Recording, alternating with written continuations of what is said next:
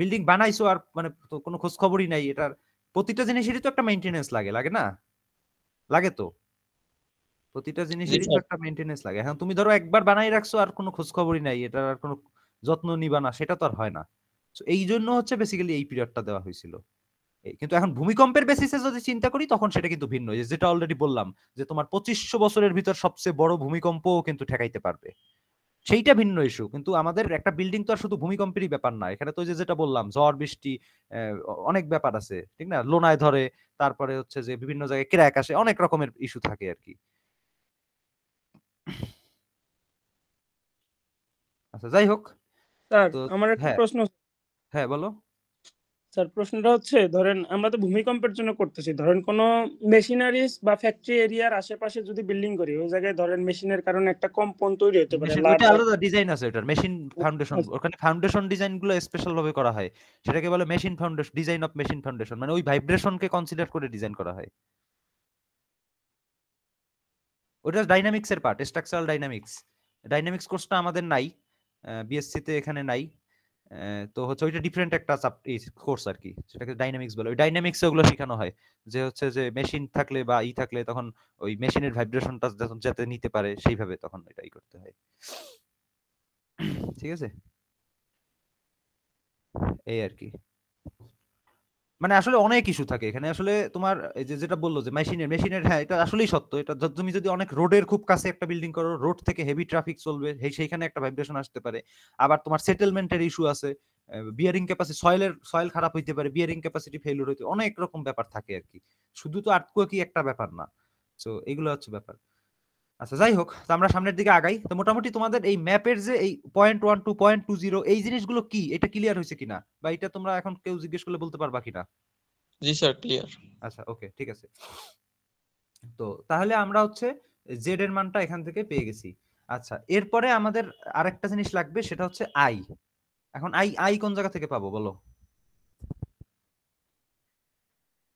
Sir এর আগে একটা টেবিল দেখাইছিলেন, ওই জায়গা হ্যাঁ, থেকে স্যার। ইম্পর্টেন্স একটা চার্ট আছে ইম্পর্টেন্স ফ্যাক্টর। হ্যাঁ, তাহলে ইম্পর্টেন্স ফ্যাক্টর এখান থেকে এই যে 1 2 ক্যাটাগরির হলে 1 হবে, 3 ক্যাটাগরির হলে 1.25 আর 4 ক্যাটাগরির হলে 1.5। তার মানে বেসিক্যালি আমরা ফোর্সটাকে আরেকটু বাড়াই নিতেছি। ঠিক আছে, আমরা সেফ সাইডে থাকার জন্য আমাদের ভূমিকম্পের যে মানে যেটা এক্সিলারেশন বলো আর কি, এক্সিলারেশনটাকে ইম্পর্টেন্স ফ্যাক্টর দিয়ে গুণ করে আমরা এটাকে আরেকটু বাড়াই নিতেছি আর কি।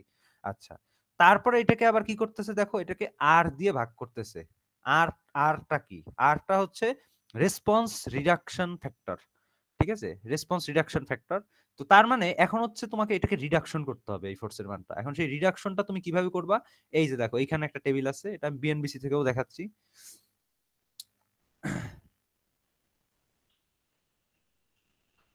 এই যে এই টেবিলটা, ঠিক আছে, টেবিল কত, এটা 6.2.19, এই যে টেবিলটা। এইখানে হচ্ছে তোমার রেসপন্স রিডাকশন ফ্যাক্টর, এই যে প্রথম যে জিনিসটা রেসপন্স রিডাকশন ফ্যাক্টর। এখন এইটা ডিপেন্ড করবে আবার বিল্ডিং এর টাইপের উপর, যে তোমার বিল্ডিং এর টাইপটা কি টাইপ।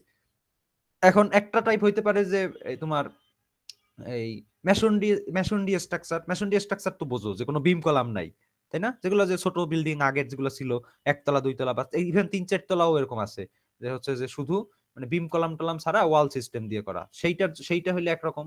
তো এই ধরনের বিল্ডিং এখন আর কেউ করে না। এখন যেটা করা হয় সেটা হচ্ছে কি, যে ফ্রেম সিস্টেম, ঠিক আছে, যে বিম কলাম দিয়ে বা ফ্রেম দিয়ে সেভাবে করা হয়। যে এই যেখানে এখানে একটা আছে দেখো, এই যে মোমেন্ট ফ্রেম সিস্টেম। এখন এইখানে একটা জিনিস বলছে দেখো, নো শিয়ার ওয়াল, শিয়ার ওয়াল ছাড়া ফ্রেম সিস্টেম। আর আরেকটা জিনিস আছে নিচের দিকে, সেটা হচ্ছে যে ডুয়াল সিস্টেম। এখন কোনটা কি? এখন একটা জিনিস মনে রাখো, তোমার আর্থকুয়াকের সময় বিল্ডিং এ যেই পরিমাণ ফোর্স আসে, সেই ফোর্সটা রেজিস্ট করবে হচ্ছে তোমার কলাম এবং তোমার শিয়ার ওয়াল। কে কে রেজিস্ট করবে বলো? আর্থকুয়াকের ফোর্স এটা কে কে নিবে? স্যার কলাম এবং শেয়ার ওয়াল। হ্যাঁ, তাহলে একটা জিনিস এটা খুবই মানে ক্লিয়ার থাকো, যে তোমার বিম স্ল্যাব এগুলো কিন্তু কোনো নেবে না, আর্থকুয়াক ফোর্স নিবে না, কারণ এটা তো ল্যাটারাল ফোর্স। তাহলে ল্যাটারাল ফোর্স কে নিতে পারে? যারা ভার্টিক্যাল মেম্বার। তাহলে ভার্টিক্যাল মেম্বার কারা? বিম তো আর ভার্টিক্যাল মেম্বার না, স্ল্যাব তো ভার্টিক্যাল মেম্বার না। ভার্টিক্যাল মেম্বার কারা? ভার্টিক্যাল মেম্বার হচ্ছে কলাম, ভার্টিক্যাল মেম্বার হচ্ছে শিয়ার ওয়াল। শিয়ার ওয়াল মানে কোনটা? নরমাল ওয়াল না কিন্তু। শিয়ার ওয়াল হচ্ছে যে তুমি মানে একদম ফাউন্ডেশন থেকে এটা তোলা হবে এবং এটা রেইনফোর্সমেন্ট রড টড দিয়ে টিয়ে, ঠিক আছে, কংক্রিট দিয়ে, তারপরে হচ্ছে ওইভাবে করে, মানে কলামের মতোই সহজ কথা, ওইভাবে করে হচ্ছে এটা তোলা হবে। ঠিক আছে, সেইটা হচ্ছে যে এটা শিয়ার ওয়াল। তো তো জিনিসটা যেটা হয়েছে যে এই ভূমিকম্পের যে ফোর্সটা আসবে সেই ফোর্সটার বেশিরভাগটাই এই শিয়ার ওয়াল নিয়ে নেয়। ঠিক আছে, যদি এরকম হয় যে ধরো আমি একটা প্ল্যান আঁকি, যে তোমার হচ্ছে যে এইটা হচ্ছে সাপোজ বিল্ডিং এর একটা প্ল্যান, এবং এইখানে তোমার হচ্ছে যে এরকম একটা শিয়ার ওয়াল আছে, আর এর বাইরে কিছু কলাম আছে। ঠিক আছে, এইটা একটা। আর আরেকটা বিল্ডিং চিন্তা করো, সেটা হচ্ছে যে এরকম, এইটাতে কোনো শিয়ার ওয়াল নাই, এটাতে শুধু কলাম আছে।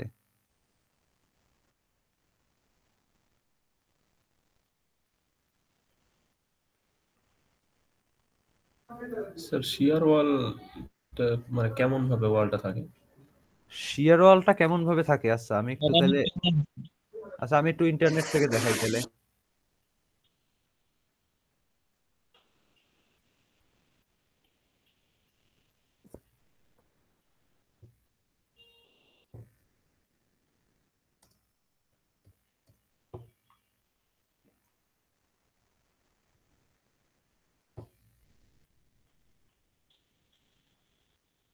এই যে এইটা হচ্ছে শিয়ার ওয়াল, দেখো দেখা যায়,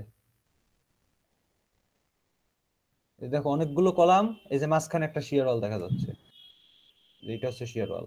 আমার কার্সরটা দেখা যায়? জি জি স্যার। স্যার। হ্যাঁ, তাহলে এইটা, এই যে এইটা হচ্ছে শিয়ার ওয়াল। তোমার এই যে অনেকগুলো কলাম আছে, এখানে এইটা শিয়ার ওয়াল। স্যার লিফট কোর কি শিয়ার ওয়ালের মধ্যে পড়ে? লিফট কোরটাকে যদি শিয়ার ওয়াল দিয়ে আবদ্ধ করা হয় তাহলে শিয়ার ওয়ালের মধ্যে পড়ে। আর যদি মনে করো লিফট কোরের চারদিকে চারটা কলাম দিয়ে মাঝখানে নরমাল ব্রিক ওয়াল দিলা, তাইলে সেটা শিয়ার ওয়াল হবে না।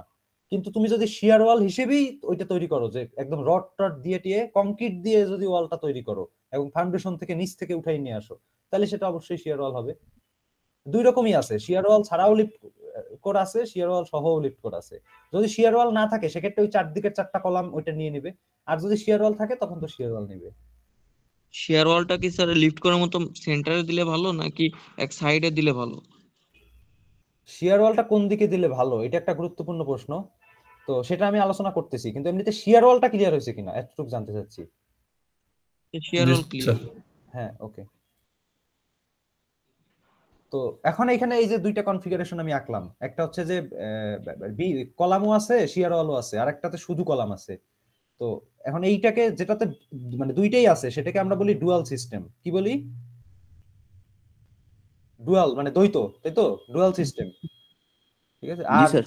যেটাতে হচ্ছে শিয়ার ওয়াল নাই সেটাকে আমরা বলি ফ্রেম, নরমাল ফ্রেম সিস্টেম আর কি, যে বিম কলাম আছে শুধু, শিয়ার ওয়াল টল নাই, তাহলে সেটা হচ্ছে ফ্রেম সিস্টেম। তো এখন এই ফ্রেম সিস্টেমে যেটা হয় যে তোমার আর্থকোয়াকের যে ফোর্সটা আসবে, মনে করো 900 কিপ ফোর্স আসছে এখানে, তাহলে এই 9টা কলাম মিলে এই 900 কিপ ফোর্স নিবে। এখন এটা আবার না মানে সমানুপাতিক না, এমন না যে প্রত্যেকে 100 কিপ করে নিবে, সেরকম না, কম বেশি আছে। আচ্ছা, কিন্তু ধরে নাও যে এই 9টা কলাম মিলে হচ্ছে যে 900 কিপ নিবে। আচ্ছা, এবং এখন এই ডুয়াল সিস্টেম যদি হয়, ডুয়াল সিস্টেমের ক্ষেত্রে এইখানে যদি তোমার 900 কিপ যদি ফোর্স আসে, তাহলে সেই 900 কিপ ফোর্সের ভিতর এই বিশাল একটা ফোর্স নিয়ে নেবে শিয়ার ওয়াল। ঠিক আছে, ধরো তোমার হচ্ছে যে প্রায় 600 কিপই ধরো শিয়ার ওয়াল নিয়ে নিল, তাহলে বাকি থাকে 300 কিপ নিবে, বাকি 6টা কলাম মিলে নেবে 300 কিপ। তার মানে শিয়ার ওয়াল কিন্তু মানে এই ল্যাটারাল ফোর্স গুলোকে খুব পছন্দ করে মানে ল্যাটারাল ফোর্সের বড় অংশ সে খেয়ে ফেলে। এইটা হচ্ছে শিয়ার ওয়ালের প্রপার্টি। এই জন্য বর্তমান সময়ের বিল্ডিং গুলোতে শিয়ার ওয়ালটা খুবই প্রেফার করা হয় এবং দেওয়া হয় আর কি। ঠিক আছে, কারণ এটা ল্যাটারাল লোডের ক্ষেত্রে এটা খুবই গুরুত্বপূর্ণ ভূমিকা পালন করে। মানে অপোজিট সাইড দিয়ে আসলেও সে কিভাবে রেজিস্ট করতেছে এটা? ওই যে বেশি অংশ। হ্যাঁ হ্যাঁ, ওই ডিরেকশনে থাকলেই, ওই ডিরেকশনের পারপেন্ডিকুলার থাকলেই হবে। এখন ধরো এই ডিরেকশনে যদি আরেকটা শিয়ার ওয়াল থাকতো, ঠিক আছে, তাহলে তার এইটা মানে হ্যাঁ, তার এইটা কিন্তু ইয়ে হতো, তারও এফেক্ট থাকতো কিন্তু এফেক্টটা একটু কম হইতো আর কি, এরকম। আচ্ছা আচ্ছা বুঝলাম। এরকম আর কি। তো এখন ঘটনা হচ্ছে যে শিয়ার ওয়ালটা তুমি কোন জায়গায় দিলে ভালো, তুমি যে প্রশ্নটা করলা, তো এইটা এমন ভাবে দিতে হবে যাতে তোমার টর্শন না আসে বিল্ডিং এ।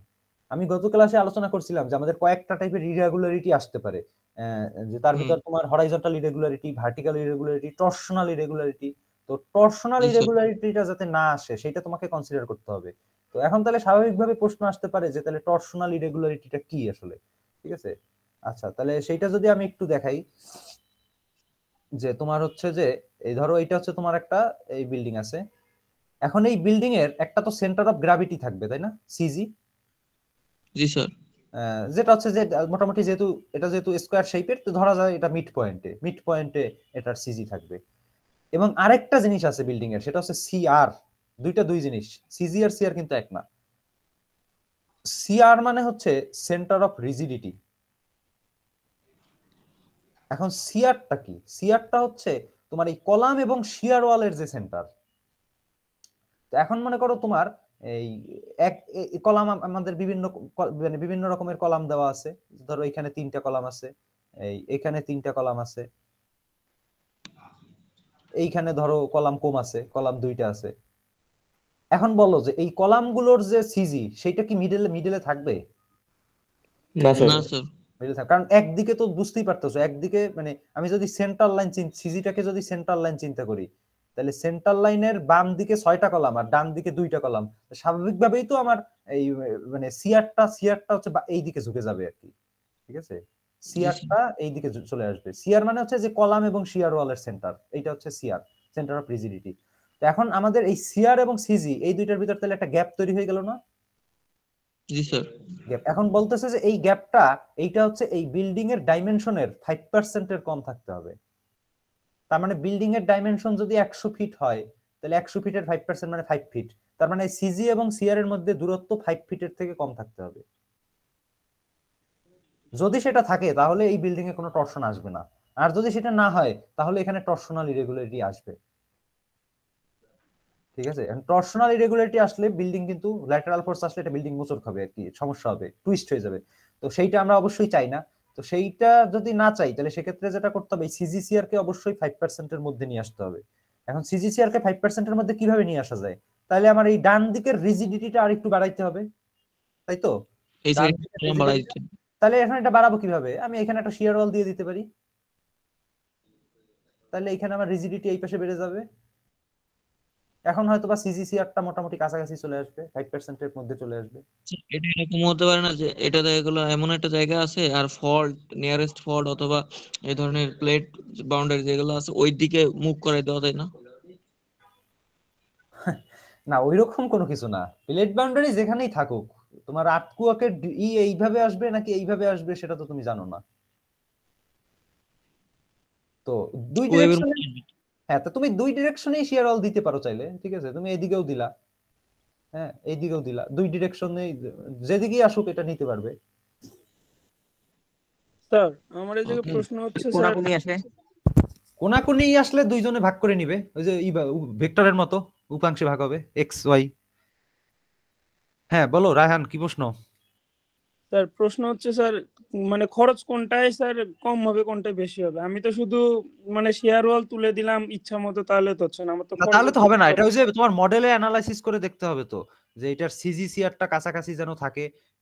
এবং তোমার হচ্ছে যে ওই যে যেটা বললো না না স্যার, বর্তমানে। আমি ওই প্রশ্নটা করি নাই স্যার। হুম, ধরেন আপনি এই জায়গায় বললেন এক সাইডে আপনার 6টা কলাম, এক সাইডে 2টা কলাম পড়ে গেছে, ঠিক আছে? হুম, হুম। এখন আমি তো ওই জন্য শেয়ার ওয়াল তুলে দিচ্ছি। এখন আমি শেয়ার ওয়ালের জায়গায় তো আমি কলামও তুলে দিতে পারতাম। এখন হ্যাঁ খরচ পারতাম, যদি অবশ্যই পরিবর্তন, পারতাম, অবশ্যই পারতাম। খরচের বিষয়টা আমি ওই যে বলতেছি। যে জিনিসটা বললাম না, যে এখন বর্তমানে শিয়ার ওয়ালটাকে বর্তমানে খুবই গুরুত্ব দেওয়া হয়, কারণ হচ্ছে এইটা তোমার এই আর্থকোয়াকের সময় বা উইন্ড ফোর্সের যখন আসে, তখন হচ্ছে একটা মেজরিটি অফ ফোর্স এটা নিয়ে নেয় আর কি, মানে বড় অংশ ফোর্সের একটা বড় অংশ সে নিয়ে নেয়। সো ওই পার্সপেক্টিভ থেকে বর্তমান বিল্ডিং গুলোতে শিয়ার ওয়াল করা হয়। এবং তোমরা ওই যে খেয়াল করে দেখবা যে আমাদের এই নতুন একটা বিল্ডিং হচ্ছে না, ওই যে আমাদের ডিপার্টমেন্টের পাশে, ঠিক আছে? তো ওখানে ওখানে তোমরা একটু ভালো করে অবজার্ভ করে দেখবা যে ওখানেও তোমার শিয়ার ওয়াল দেওয়া হচ্ছে। হ্যাঁ, দেখছি স্যার। ঠিক আছে। সো এটা শিয়ার ওয়ালটা খুব ভালো কাজ করে। এই জন্য বর্তমানে যেটা ডিজাইনাররা চেষ্টা করে যে কলাম এবং শিয়ার ওয়ালের একটা কম্বিনেশন রাখার চেষ্টা করে আর কি। এখন স্বাভাবিকভাবে শিয়ার ওয়াল দিলে আবার কলাম কম লাগবে, তো তাহলে ওইটা তো কস্টটা তোমার হয়ে যাচ্ছে আর কি, ব্যালেন্স হয়ে যাচ্ছে। মানে তুমি ধরো কলাম, অনেকগুলো কলাম দিতা, এখন অনেকগুলো কলাম না দিয়ে কলামের সংখ্যা কমায়ে ওই জায়গায় কিছু শিয়ার ওয়াল দিয়ে দিতেছো আর কি। তার মানে বেসিক্যালি তোমার কস্টটা তো ব্যালেন্স হয়ে গেল কস্ট।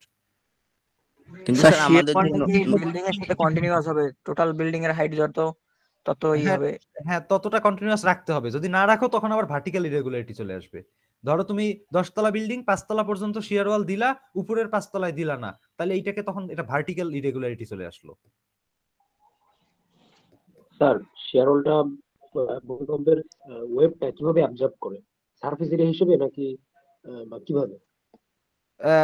এটা বেসিক্যালি তোমার হচ্ছে বিম যেভাবে করে সেই বিম অ্যাকশন চিন্তা করতে পারো। আমাদের নরমাল গ্র্যাভিটি লোড গুলো যখন আসে তখন বিম কিভাবে সেটা অ্যাবজর্ব করে?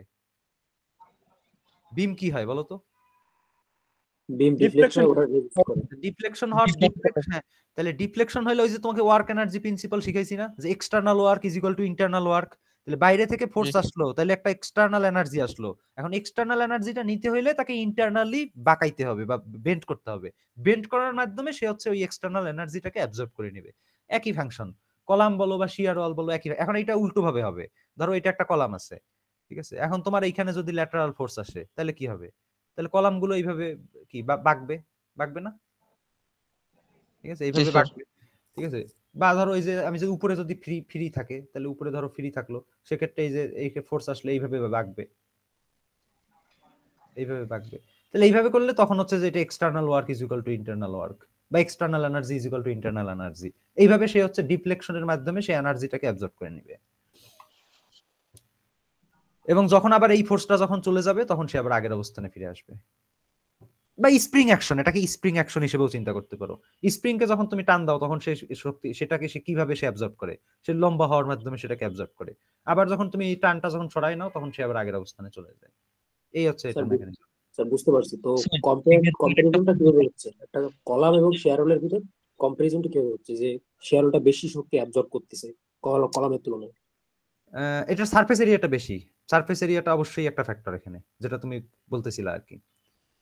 কারণ কলামের তো সারফেস এরিয়াটা কম থাকতেছে, এখানে সারফেস এরিয়া একটা বড় সারফেস এরিয়া সে পেয়ে যাচ্ছে। সো সেই হিসেবে এটা সারফেস এরিয়ার কারণেই এটা বেশি হয়ে থাকে।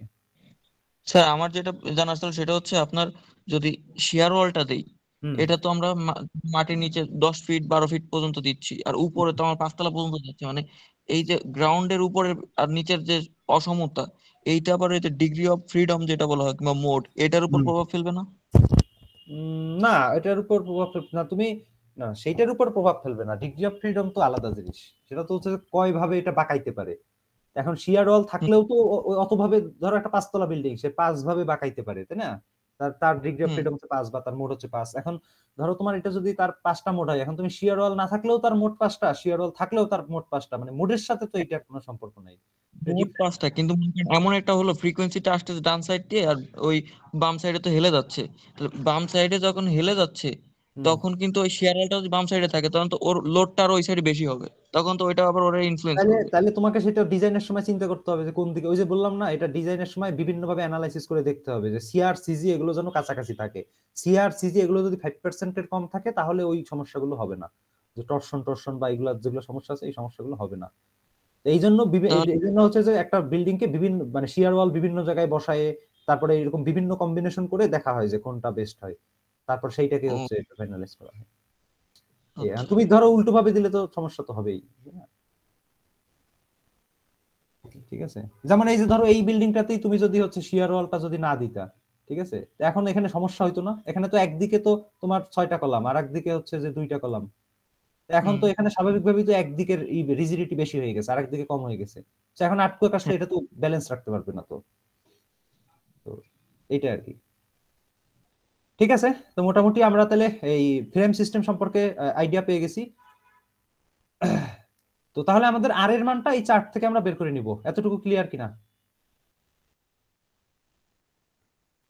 তো তাহলে এখন হ্যাঁ, তাহলে দেখো মোমেন্ট রেজিস্টিং ফ্রেম যদি শিয়ার ওয়াল না থাকে তখন হচ্ছে যে এই যে ভ্যালুগুলো যেগুলো আছে এই ভ্যালুগুলো তুমি এখানে নিবা।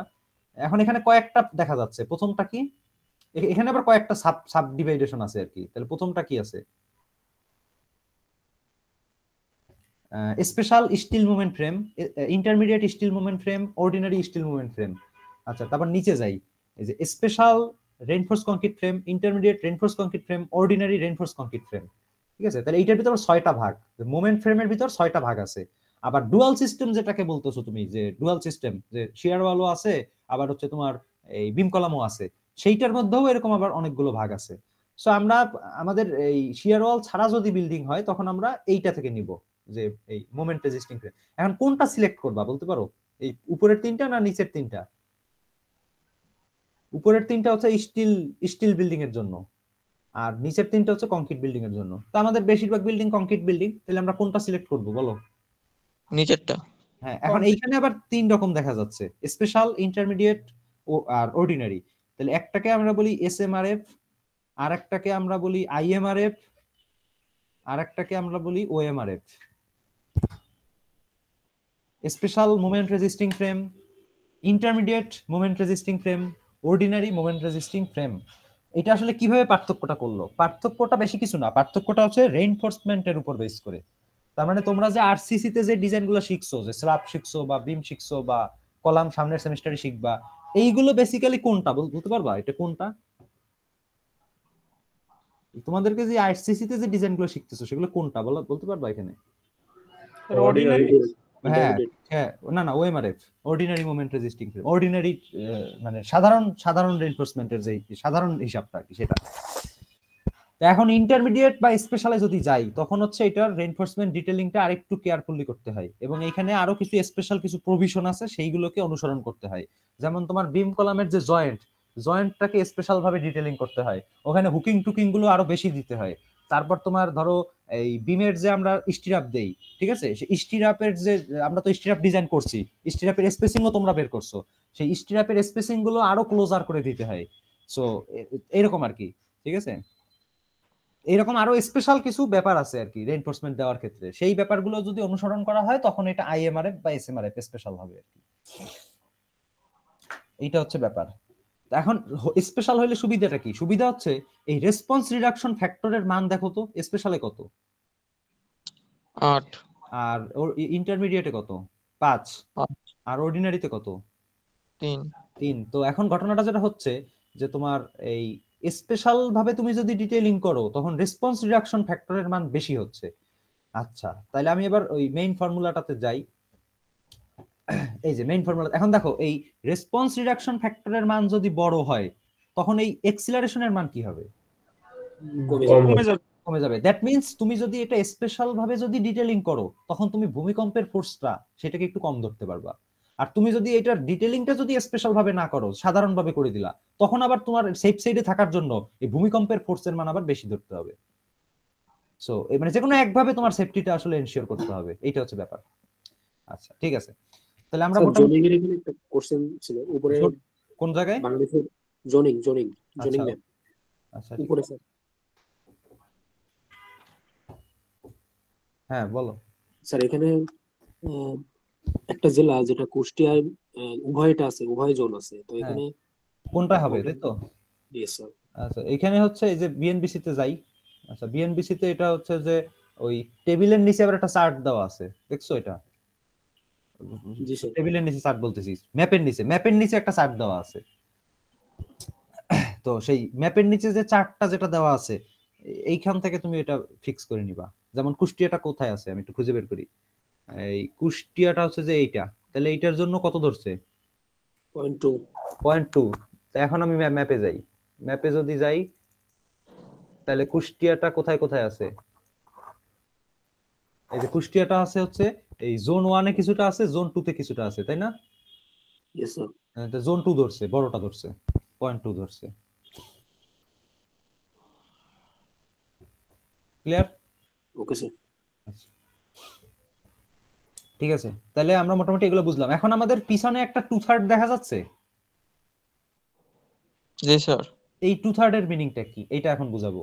এই 2/3 এর মিনিংটা হচ্ছে ওই যে তোমাকে একটু আগে বলতেছিলাম না যে 2500 বছরের ভূমিকম্পের এক্সিলারেশন এটা, তাহলে এখন 2500 বছরের ভূমিকম্পের এক্সিলারেশন এত ওভার ডিজাইন করার তো দরকার নাই, সেটা তোমাকে একটু আগে বলতেছিলাম। তো সেই জিনিসটাকে একটু মিনিমাইজ করার জন্য হচ্ছে এখানে 2/3 নিয়ে আসছে। তাহলে এখন 2/3 মানে কিন্তু এটা কিন্তু 2500 কে 2/3 দিয়ে ভাগ করলে কিন্তু হবে না। 2500 কে 2/3 দিয়ে ভাগ করলে কত হয়? 2500 কে 2/3 করলে হয় 1600 বছর। 1600 বছরের ভিতর সবচেয়ে বড়, কিন্তু এইটা কিন্তু সেইটা না, এটার হিসাবটা এরকম সমানুপাতিক ভাবে হয় না। এইখানে যেটা বলা হয়েছে সেটা হচ্ছে যে 2% সম্ভাবনা, আগের বার যেটা ছিল যে 2% সম্ভাবনা ইন 50 ইয়ার্স, আর এখন বলা হচ্ছে 10% সম্ভাবনা ইন 50 ইয়ার্স। 10% সম্ভাবনা ইন 50 ইয়ার্স, তাহলে 10% যদি 50 ইয়ারে হয় তাহলে 1% হবে 5 ইয়ার, তাহলে 100% হবে 500 বছর। 500, তো ওটা 500 না, ওটা হচ্ছে আরো হিসাব নিকাশ পরিসংখ্যান, তো এটা ওই স্ট্যান্ডার্ড ডেভিয়েশন টেশন অনেক কিছু আছে, ওগুলো দিয়ে হিসাব করে এটা হচ্ছে 475 বছর। তাহলে এটা 475 বছর হচ্ছে এটা রিটার্ন পিরিয়ড। তার মানে এই 2/3 এর কারণে জিনিসটা মিনিমাইজ হয়ে গেছে, বুঝতেছো? যে আগে তুমি যেটা বলতেছিলা যে 2500 বছরের ভিতর সবচেয়ে বড় ভূমিকম্প, কিন্তু এখন সেটা হয়ে গেছে কি যে 500 বছরের ভিতর সবচেয়ে বড় যে ভূমিকম্প, সেই ভূমিকম্পটা ঠেকাইতে পারবে, এইরকম ভাবে তুমি এটা ডিজাইন করতেছো। তার মানে আমরা এটাকে মিনিমাইজ করে দিলাম। এইটাকে আমরা বলতেছি design basis earthquake. Design basis earthquake, তাহলে সম্পর্কটা কি দাঁড়াচ্ছে যে design basis earthquake is equal to 2/3 of maximum considered earthquake. তার মানে DBE is equal to 2/3 of MCE. তার মানে কি যে ম্যাক্সিমাম কনসিডার্ড আর্থকোয়াকের 2/3 করে নিছি, তাহলে আমরা ডিজাইন বেসিস আর্থকোয়াক, সেই ডিজাইন বেসিসটা কত? 500 বছর, এটা রিটার্ন পিরিয়ড। এই হচ্ছে এটার ব্যাপার। ওকে, তারপরে পরের সামনের দিকে যাই, সামনের দিকে এরপরে দেখো সিএস নামে একটা জিনিস আছে, দেখতে পাচ্ছো? জি স্যার। আচ্ছা, সিএস। এখন এই সিএসটাকে আমরা কি বলতেছি? এটাকে আমরা বলতেছি normalised acceleration response spectrum. Normalised acceleration response spectrum, এইটা আমরা কিভাবে পাবো? এইটা পাওয়ার জন্য যে 4টা ফর্মুলা, এগুলো সবই পরীক্ষায় দেওয়া থাকবে, চিন্তার কারণ নেই। তো এই 4টা ফর্মুলা আছে, এইটা যে কোনোটা দিয়ে বের করতে হবে। এখন এই 4টা ফর্মুলা, এগুলো যদি আবার অ্যাপ্লাই করতে হয়, এখানে কয়েকটা জিনিস লাগে। তার ভিতরে তোমার হচ্ছে যে দেখো আমি একটু লিখি কি কি লাগবে। এখানে এস লাগবে, ইটা লাগবে, তারপরে হচ্ছে টি লাগবে, টিবি লাগবে, টিসি লাগবে, টিডি লাগবে, এই 6টা জিনিস লাগবে এই সিএস বের করার জন্য। রেসপন্স স্পেকট্রামটা কি? এটা এক প্রকার ফ্যাক্টর, ঠিক আছে? অর্থাৎ এইটা হচ্ছে যে এইটার সাথে সম্পর্ক হচ্ছে আমাদের বিল্ডিং এর টাইম পিরিয়ডের। অর্থাৎ তুমি এই যে একটা বিল্ডিং এর এক্সিলারেশন বের করবা, তাই তো? তুমি একটু চিন্তা করো, একটা বিল্ডিং এর এক্সিলারেশন তো তুমি বের করতে চাচ্ছ। আচ্ছা, এখন এইখানে যে ফ্যাক্টর গুলো ধরছো, কি কি ফ্যাক্টর ধরছো? জোন কোফিশিয়েন্ট ধরছো, ইম্পর্টেন্স ফ্যাক্টর ধরছো, হ্যাঁ, রেসপন্স রিডাকশন ফ্যাক্টর ধরছো, সবকিছু ধরছো, কিন্তু তাহলে বিল্ডিং এর প্রপার্টিটা কোথায় আসতেছে? বিল্ডিং এর একটা আর এর ভিতর একটা আসতেছে, সেটা হচ্ছে এটার ফ্রেম সিস্টেম সম্পর্কে আসতেছে, যেটা কি এটা তোমার এটা শিয়ার ওয়াল আছে নাকি কলাম আছে সেইটা আসতেছে। কিন্তু তাহলে বিল্ডিং এর হাইটের সাথে তো একটা সম্পর্ক থাকা দরকার। এখন তুমি 10 তলা বিল্ডিং যেভাবে ডিজাইন করবা, একটা 100 তলা বিল্ডিং কি একই রকম ভাবে ডিজাইন করবা? না না, তাহলে বিল্ডিং এর হাইটের সাথে সম্পর্ক করতে হবে না এটাকে? অবশ্যই করতে হবে। হ্যাঁ, সেই জিনিসটা এই যে সিএস এর মাধ্যমে চলে আসবে। তাহলে তুমি এখন ধরো একটা 10 তলা বিল্ডিং এর টাইম পিরিয়ড আর একটা 100 তলা বিল্ডিং এর টাইম পিরিয়ড, কোনটা বেশি হবে? 100 তলার টাইম পিরিয়ড বেশি হবে। তাহলে সেইটা তুমি এখানে এই সিএস এর মাধ্যমে সেটা কনসিডার করবা, ঠিক আছে? Okay sir. আচ্ছা, তো এখন এই এবং আরো ব্যাপার আছে, ড্যাম্পিং এর ব্যাপারটা আছে। ড্যাম্পিং মানে ঘর্ষণ, বিল্ডিং এর ঘর্ষণটা কি রকম, ড্যাম্পিংটা কি রকম, সেই ব্যাপারটা আছে। ওই ইটাটা হচ্ছে এখানে সেই ড্যাম্পিংটা আর কি। সো তো এখানে এই বিষয়গুলোকে আমরা হচ্ছে কনসিডারেশনে নিয়ে আসব। আচ্ছা, অর্থাৎ বিল্ডিং এর বাদবাকি প্রপার্টি গুলোকে আমরা এখানে কনসিডারেশনে নিয়ে আসতেছি। সো তাহলে এখন দেখা যাক যে এই জিনিসগুলো আমরা কোন জায়গা থেকে পাবো। এই জিনিসগুলো পাওয়ার জন্য হচ্ছে আমাদের এই যে একটা টেবিল আছে, এবং সয়েল টাইপ, যেটা সবচেয়ে একটা গুরুত্বপূর্ণ জিনিস, সয়েল টাইপ, এটাকেও আমরা কনসিডারেশন করি নাই, সেটাও এখানে চলে আসবে সিএস এর মধ্যে। তো তাহলে এখন এই যে সয়েল টাইপের উপর বেস করে, ধরো তোমার যদি এটা যে এসসি টাইপের সয়েল হয়, তাহলে এই চার্ট ব্যবহার করবা তুমি। তাহলে ব্যবহার করলে তুমি এই জিনিসগুলো পেয়ে যাবা। তাহলে কয়টা জিনিস পাওয়া যাবে এখান থেকে? টিএ, টিসি, টিডি, এস, টিবি, টিসি, টিডি, ঠিক আছে? তাহলে আমাদের এখান থেকে দেখো এস, টিবি, টিসি, টিডি এগুলো পেয়ে গেছি। আর বাকি আছে কি?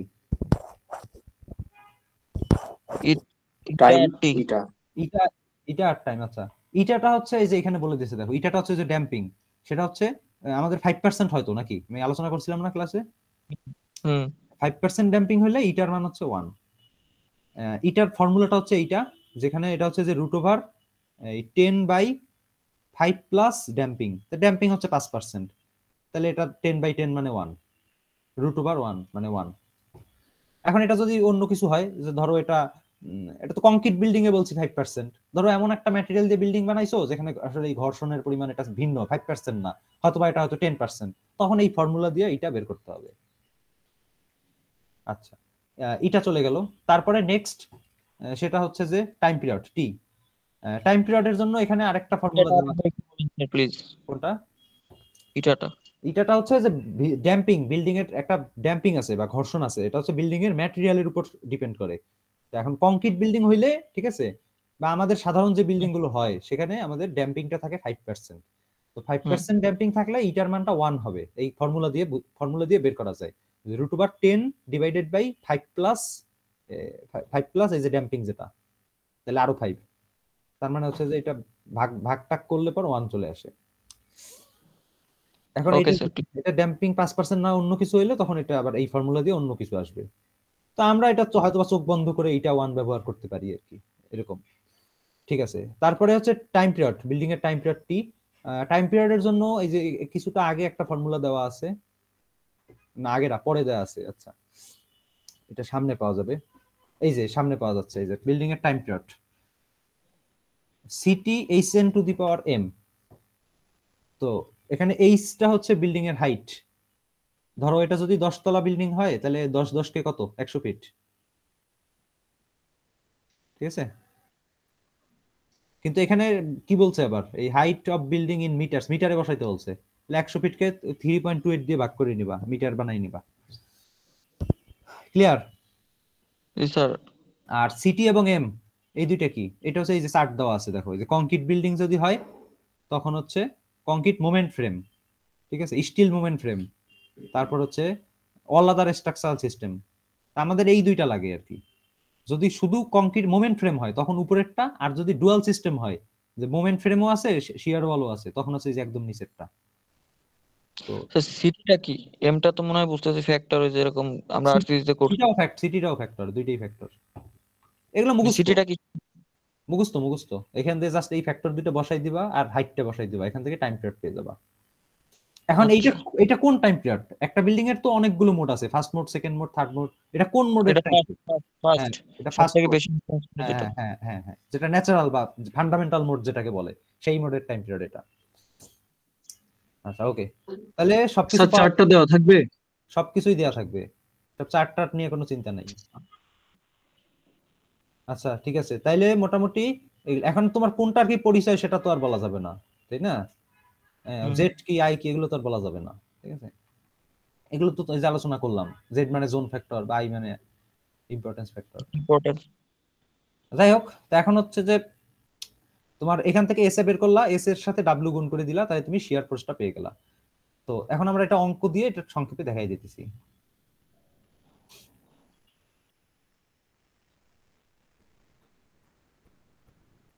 এই যে এটা হচ্ছে এক্সাম্পল 3। এই ধরনের প্রবলেম তোমাদের পরীক্ষায় থাকতে পারে আর কি।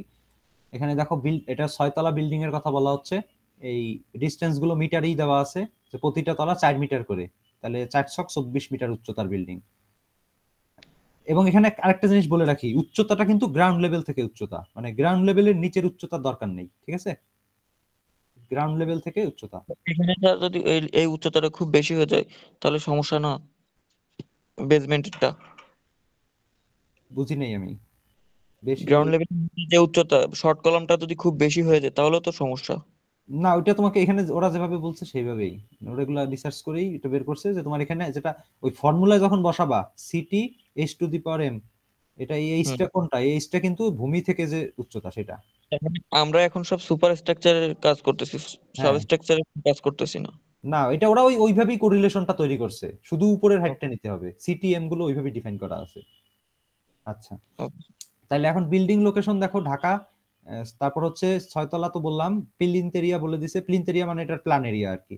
আচ্ছা, তারপরে হচ্ছে তারপরে হচ্ছে এটার টাইপ বলে দিছে ইনস্টিটিউশন বিল্ডিং, ফাউন্ডেশন বলছে পাইল, হেড লোড আছে 50,000, লাইভ লোড আছে 3, তারপরে আরো আছে 1.1. আচ্ছা, এটা হচ্ছে কি এই টিপিক্যাল ফ্লোরের জন্য 3 আর রুফের জন্য হচ্ছে 1.5, মানে রুফে একটু কম থাকে লাইভ লোড।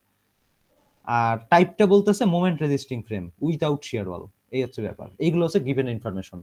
এখন এইটা দিয়ে তোমাকে কোশ্চেন বলতেছে যে বেস শিয়ার হিসাব করো, এস্টুরি শিয়ার হিসাব করো। আচ্ছা,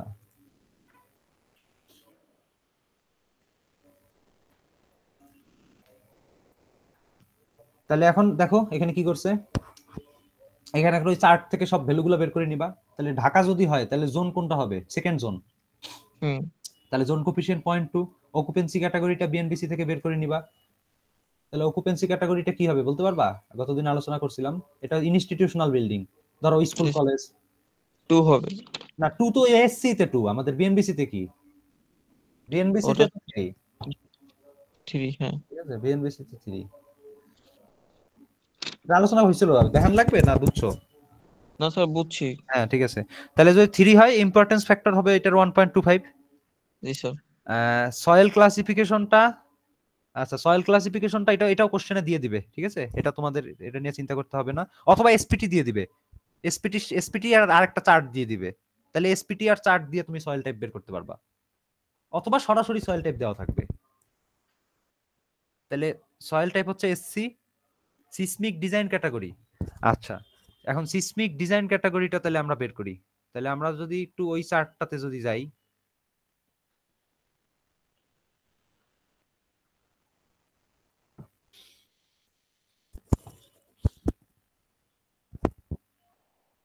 এই যে সিসমিক ডিজাইন ক্যাটাগরি, তাহলে কি হবে বলো দেই? SC SC, occupancy category 3, zone C হবে। হ্যাঁ তাহলে সেটাই লিখছে এখানে, সিসমিক ডিজাইন ক্যাটাগরি সি। আচ্ছা এখন হচ্ছে তাহলে এই যে ফর্মুলা এটা লিখলো, তাহলে অলরেডি আমি জেড এর মান পাইছি, আই এর মান পাইছি, এখন আর লাগবে, সিএস লাগবে। আচ্ছা ঠিক আছে, আর এবং সিএস লাগবে এখানে। তো তাহলে এখন দেখো এই আর এর মানটা আমরা ওই চার্ট থেকে বের করতে পারবো। আর এর মানটা এখানে কত বলতেছে? এই যে আর এর মানটা বলতেছে রেসপন্স রিডাকশন ফ্যাক্টর হচ্ছে 8। 8 বলতেছে কেন? কারণ হচ্ছে বিল্ডিং টাইপ বলে দিছে তো, স্পেশাল বিল্ডিং। স্পেশাল বলছে নাকি? Structural type RCC moment resisting frame without shear wall. আচ্ছা এখানে শুধু মোমেন্ট রেজিস্টিং ফ্রেম বলা হয়েছে, এখানে হচ্ছে স্পেশাল অর্ডিনারি ইন্টারমিডিয়েট কোনো কিছুই বলা হয় নাই। ঠিক আছে, এখানে শুধুমাত্র তোমাকে বলতেছে কি যে এটা হচ্ছে মোমেন্ট রেজিস্টিং ফ্রেম, কিন্তু স্পেশাল ইন্টারমিডিয়েট অর্ডিনারি কোনো কিছু স্পেসিফাই করে দেয় না। তাহলে তখন স্পেসিফাই না করে দিলে তো তোমার সুবিধা, তুমি যে কোনোটাই ধরতে পারো, সবগুলোই রাইট। না তাহলে তো আরো কম ধরা উচিত, অর্ডিনারি ধরা উচিত, কারণ স্পেশাল তো আরো ভালো। এটা তো জাস্ট, এটা তো এখানে তোমাকে ডিফাইন করে দেয় নাই, তো ডিফাইন করে না দিলে কি এখন তুমি তো যে কোনোটাই ধরতে পারো, এখন তোমাকে তো ভুল বলার সুযোগ নাই, কিন্তু পরীক্ষায় এটা আমি ডিফাইন করে দিব আর কি। ঠিক আছে, তাহলে তুমি সেইভাবে ধরবা। ওকে আচ্ছা, তারপরে আর এর মান পাওয়া গেল, আর লাগবে হচ্ছে সিএস লাগবে। সিএস বের করার জন্য আবার ওই যে 6টা জিনিস লাগবে, তাহলে সিএস বের করার জন্য আমার হচ্ছে যে 6টা জিনিস লাগবে। আচ্ছা ঠিক আছে, তাহলে আমরা হচ্ছে ওই আরেকটা যে চার্ট ছিল সেই চার্টে এবার চলে যাব। এই যে এই চার্টটাতে চলে যাব। এই চার্টটাতে দেখো এসসি এর জন্য আমরা এই যে এস, টিবি, টিসি, টিডি সবকিছু পেয়ে যাব না? হ্যাঁ সবকিছু পাবো। ইটার মান তো 1, এটা তো অলরেডি বলে দিছি। ঠিক আছে, আর হচ্ছে বিল্ডিং টাইম পিরিয়ড এই যে এখান থেকে বের করে নিব। 6 তলা মানে 60 ফিট, 60, আচ্ছা 6 তলা মানে 24 মিটার, ওখানে তো মিটারই দেওয়া ছিল। তাহলে 24 মিটার যদি বিল্ডিং হয় তাহলে এই 24 বসাই এখান থেকে টাইম পিরিয়ডটা বের করে নিবা। আচ্ছা তো টাইম পিরিয়ডটা তাহলে বের করে নিয়ে কত আসলো?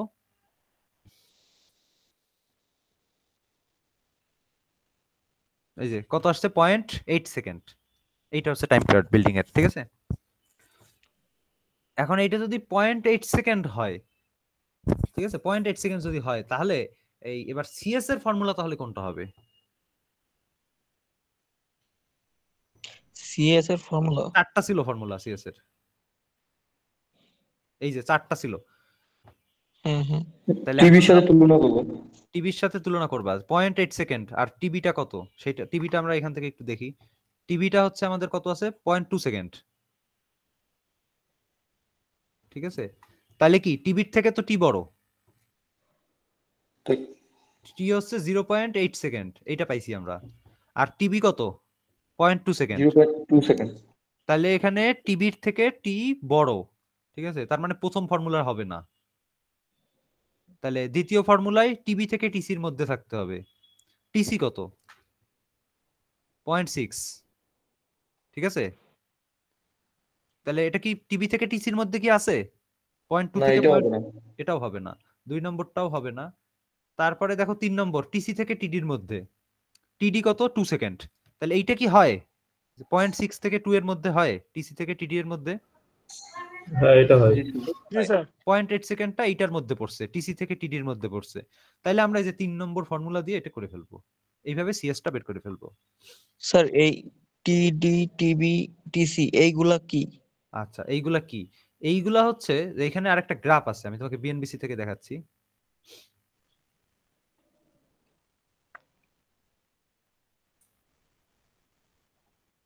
এই যে এই গ্রাফটা দেখতে পাইছো? জি স্যার। আচ্ছা, এই গ্রাফটার বিভিন্ন কোঅর্ডিনেট হচ্ছে টিবি, টিসি, টিডি। ঠিক আছে, যেমন এই যে এইটা হচ্ছে একটা, এই যে এইটা একটা টিবি, টিসি, এইখানে এইটা একটা, এটা হচ্ছে টিডি, এইটা হচ্ছে টিবি, এইটা টিসি, এইটা টিডি। এখন এই এই এই বেসিক্যালি আমরা হচ্ছে সিএসটা কিছুই না, সিএসটা হচ্ছে এই কার্ভের ইকুয়েশন। তো এখন এটা তো এক একটা জোনের জন্য তো কার্ভ এক এক রকম, কোথাও স্ট্রেট লাইন আছে, কোথাও কার্ভ লাইন আছে, এই জন্য সিএস এর ইকুয়েশনটা এক এক জায়গায় এক এক রকম হচ্ছে। বুঝতে পারছো? বুঝতে পারছি। এই কার্ভটা হচ্ছে তৈরি করছে, হ্যাঁ এই কার্ভটা হচ্ছে ওই যে সয়েল টাইপ, তারপর ওই যে আদার্স যেগুলা ফ্যাক্টর, মানে যেটা বললাম আর কি, মানে বেসিক্যালি সয়েল টাইপের উপর বেস করেই। আমরা গত ক্লাসে যেটা করছিলাম আইও, এলএস, সিপি, এই ধরনের কিছু। ওই ধরনের কিছু না, এটা ডিফারেন্ট।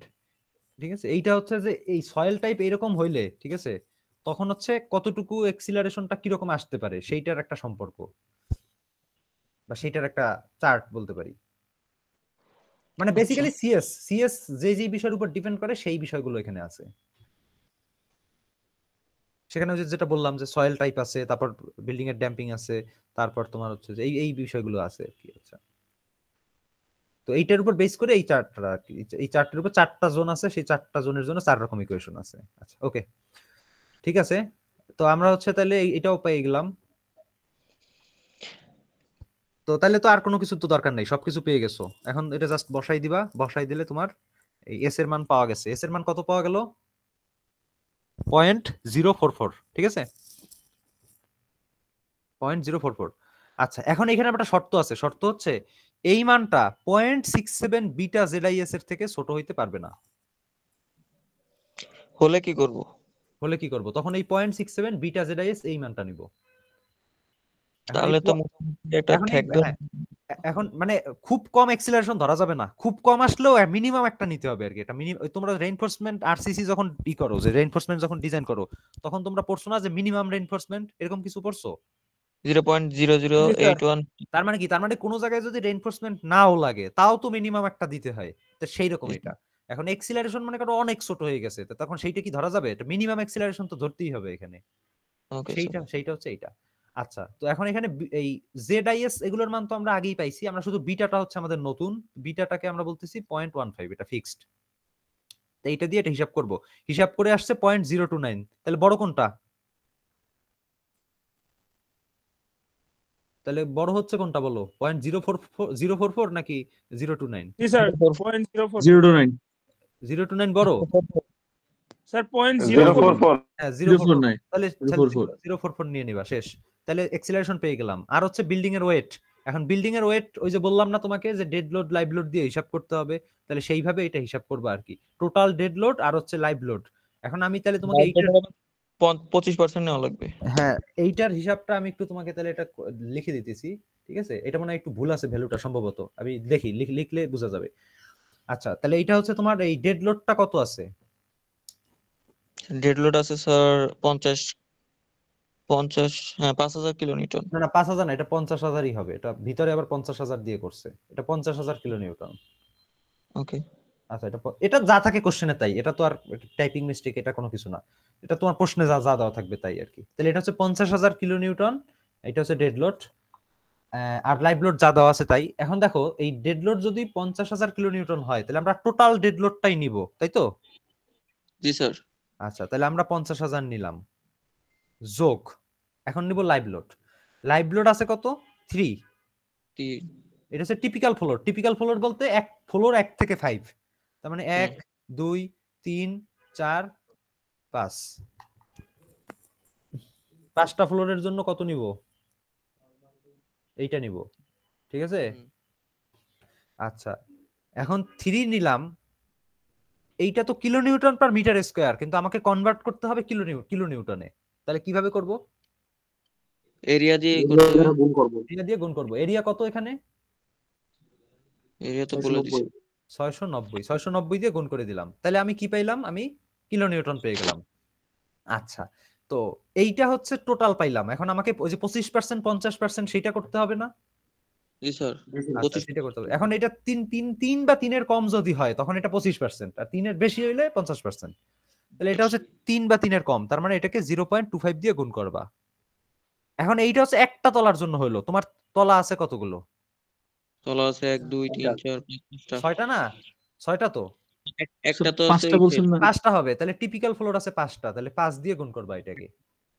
স্যার, আর 3 একটা বা হচ্ছে 3-এর কম, ওই জিনিসটা একটু বললে ভালো হতো। ওটা ও কোন ও জায়গায়? ও আচ্ছা, 3 বা 3-এর কম ওইটা কোন জায়গায় আছে? ওইটা হচ্ছে যে এই লোডটা যেখানে মানে সিসমিক ওয়েটটা যেখানে ডেফিনেশন দিছে সেই জায়গায় এটা আছে। সিসমিক ওয়েটের ডেফিনেশনে দেখবা, এই যে এইখানে এই যে সিসমিক ওয়েটের ডেফিনেশনে দেখবা যে 3 বা 3 এর কম হইলে 25% লাইভ লোড ধরতে বলছে, 3 এর বেশি হইলে 50% ধরতে বলছে। এইটা এটা কিন্তু কেয়ারফুল থাকতে হবে। এখন আমি পরীক্ষায় কিন্তু 3-এর বেশি দিয়ে দিতে পারি, তখন আবার তুমি ওই মুখস্থ করে গেছো 25%, এর জন্য 25 বসাবা, এটা কিন্তু হবে না। And এইগুলো তো আর টেবিল না, এগুলো তো আর দেওয়া যায় না। তো টেবিল টুবিল গুলো সব দিয়ে দিই, ফর্মুলা গুলো সব দিয়ে দিব। এখন মনে করো এরকম এই খুঁটিনাটি বিষয় এত তো আর দেওয়া যাবে না, ঠিক আছে? এখন এগুলো মনে রাখতে হবে কিছু জিনিস, যে যে 3 এর কম হইলে 25%, 3 এর বেশি হইলে হচ্ছে 50%, মনে রাখতে হবে। আচ্ছা, ওকে, ঠিক আছে, তাহলে আমরা ওইটা 25% ধরলাম আর কি। আচ্ছা, 25% ধরছি তাহলে, এবং সেটাকে 5 তলা যেহেতু 5 দিয়ে গুণ করে দিছি, তাহলে চলে আসলো। আচ্ছা, এখন এর সাথে আরো যোগ করতে হবে, হচ্ছে টপ ফ্লোরের ওয়েট। টপ জি স্যার। ফ্লোরটা হচ্ছে 1.5, এটার সাথে 690 হচ্ছে ফ্লোর এরিয়া, তার সাথে 0.25 হচ্ছে আমার ফ্যাক্টর, আর তার সাথে এটা একতলা, মানে টপ ফ্লোর তো একটাই তলা, তাহলে ইনটু 1। তাহলে এইটা করলে টোটাল কত আসে একটু দেখো তো।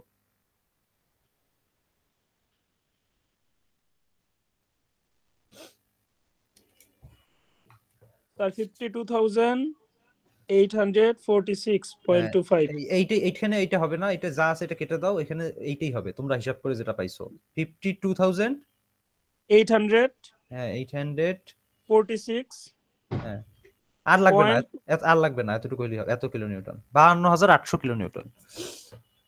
ওকে, তাহলে হিসাবটা ক্লিয়ার হয়েছে না? জি স্যার, ক্লিয়ার। ওকে, ঠিক আছে, তাহলে আমাদের মোটামুটি এই যে আমরা এইটা করলে ওয়েট যেটা পাইলাম সেটা দিয়ে গুণ করে দিব, তাহলে আমরা বেস শেয়ারটা পেয়ে গেছি। আমাদের একটা অংশ শেষ, এবার আমাদের দ্বিতীয় অংশ, সেটা হচ্ছে এস্টোরি শেয়ার। এস্টোরি শেয়ারটা কি? এস্টোরি শেয়ার হচ্ছে এই বেস শেয়ার তুমি যেটা পাচ্ছ, এবার এই বেস শেয়ারটাকে তোমার প্রতিটা তলায় ভাগ করে দিতে হবে, যে তাহলে প্রথম তলায় কতটুকু ফোর্স, দ্বিতীয় তলায় কতটুকু ফোর্স, তৃতীয় তলায় কতটুকু ফোর্স, এইভাবে 6 তলার জন্য ভাগ করে দিতে হবে। ক্লিয়ার? ক্লিয়ার কিনা? এটা কি স্যার ইচ্ছা মতো ভাগ করে দেওয়া যাবে? না, ইচ্ছা মতো ভাগ করবো না, ফর্মুলা আছে, ফর্মুলা দিয়ে ভাগ করব। তার মানে আমরা টোটাল বিল্ডিং এ পাইছি যে আমাদের 2348 কিলো নিউটন, আমাদের ভূমিকম্পের সময় 2348 কিলো নিউটন ফোর্স আসবে। ঠিক আছে, এটা কত বছরের ভূমিকম্প বলো দেই? এটা কত বছরের ভূমিকম্প? 500 বছর। 500 হ্যাঁ 500 হ্যাঁ হ্যাঁ, ঠিক আছে, 475 বছরের ভিতর সবচেয়ে যে বড় ভূমিকম্প, সেইখানে এই পরিমাণ ফোর্স আসবে, 2348 কিলো নিউটন ফোর্স আসবে। তো এখন সেই ফোর্সটা তাহলে প্রতি তলায় ভাগ করে দিতে হবে, প্রথম তলায় কত, দ্বিতীয় তলায় কত। এখন দেখা যাবে যে এটা 6 তলা বিল্ডিং, তাই উপরের দিকে বেশি থাকবে ফোর্স, আর নিচের দিকে ফোর্সটা থাকবে কম। এখন এটা কিভাবে ভাগ করা যায়? এটা ভাগ করার জন্য দেখো তোমাকে এই যে একটা ফর্মুলা দিয়েছে, সেই ফর্মুলাটা হচ্ছে যে এইটা, এস্টোরি শেয়ারের ফর্মুলা এটা, WX HX to the power K divided by summation of, ঠিক আছে, WI HI to the power K, এবং তার সাথে গুণ করতে হবে আমাদের সিসমিক ফোর্স যেটা পাইলাম টোটালটা, সেটা এইভাবে এটা গুণ করতে হবে। তাই এখন এটা আমি একটু বুঝাই দিচ্ছি, এটা কি। এটা হচ্ছে তোমার এই ডাব্লিউটা কি, ডাব্লিউটা হচ্ছে প্রতি তলার ওয়েট। একটু আগে আমরা যেটা পাইছি সেটা কিন্তু 6 তলার টোটাল ওয়েট, কিন্তু এখন কিন্তু 6 তলার টোটাল ওয়েট নেওয়া যাবে না, এখন নিতে হবে কি, এখন কি তুমি স্পেসিফিক তলা, কারণ তুমি তো এখন বিভিন্ন 6 আলাদা আলাদা ভাগ করে দিতেছো, এখন আর টোটাল ওয়েট নেওয়া যাবে না, এখন নিতে হবে যে স্পেসিফিক যেই তলা নিতেছো সেই তলার ওয়েট। আর এই হাইটটা কি, হাইটটা হচ্ছে টোটাল বিল্ডিং এর হাইট না, কিন্তু এইটা হচ্ছে হ্যাঁ যেই তলা নিয়ে কাজ করতেছো সেই তলার হাইট, 4 মিটার করে। 4 মিটার করে এক্স্যাক্টলি। আর নিচে হচ্ছে সামেশন, মানে নিচে হচ্ছে এই উপরের জিনিসটা 6টার জন্য করে যোগ করতে হবে, সেটা হচ্ছে নিচে। তা আমি এখানে যে এখানে বুঝাই দিলে বুঝবা, এভাবে ফর্মুলা দিয়ে বুঝাইলে বোঝা যাবে না। তো এখানে একটা জিনিস একটু আগে মানে বলা দরকার, সেটা হচ্ছে যে কেটা কি, কেটা একটু আগে বোঝানো দরকার। কে এর পরিচয় এই যে উপরে দেওয়া আছে, ফর্মুলা যেখানে আছে সেখানে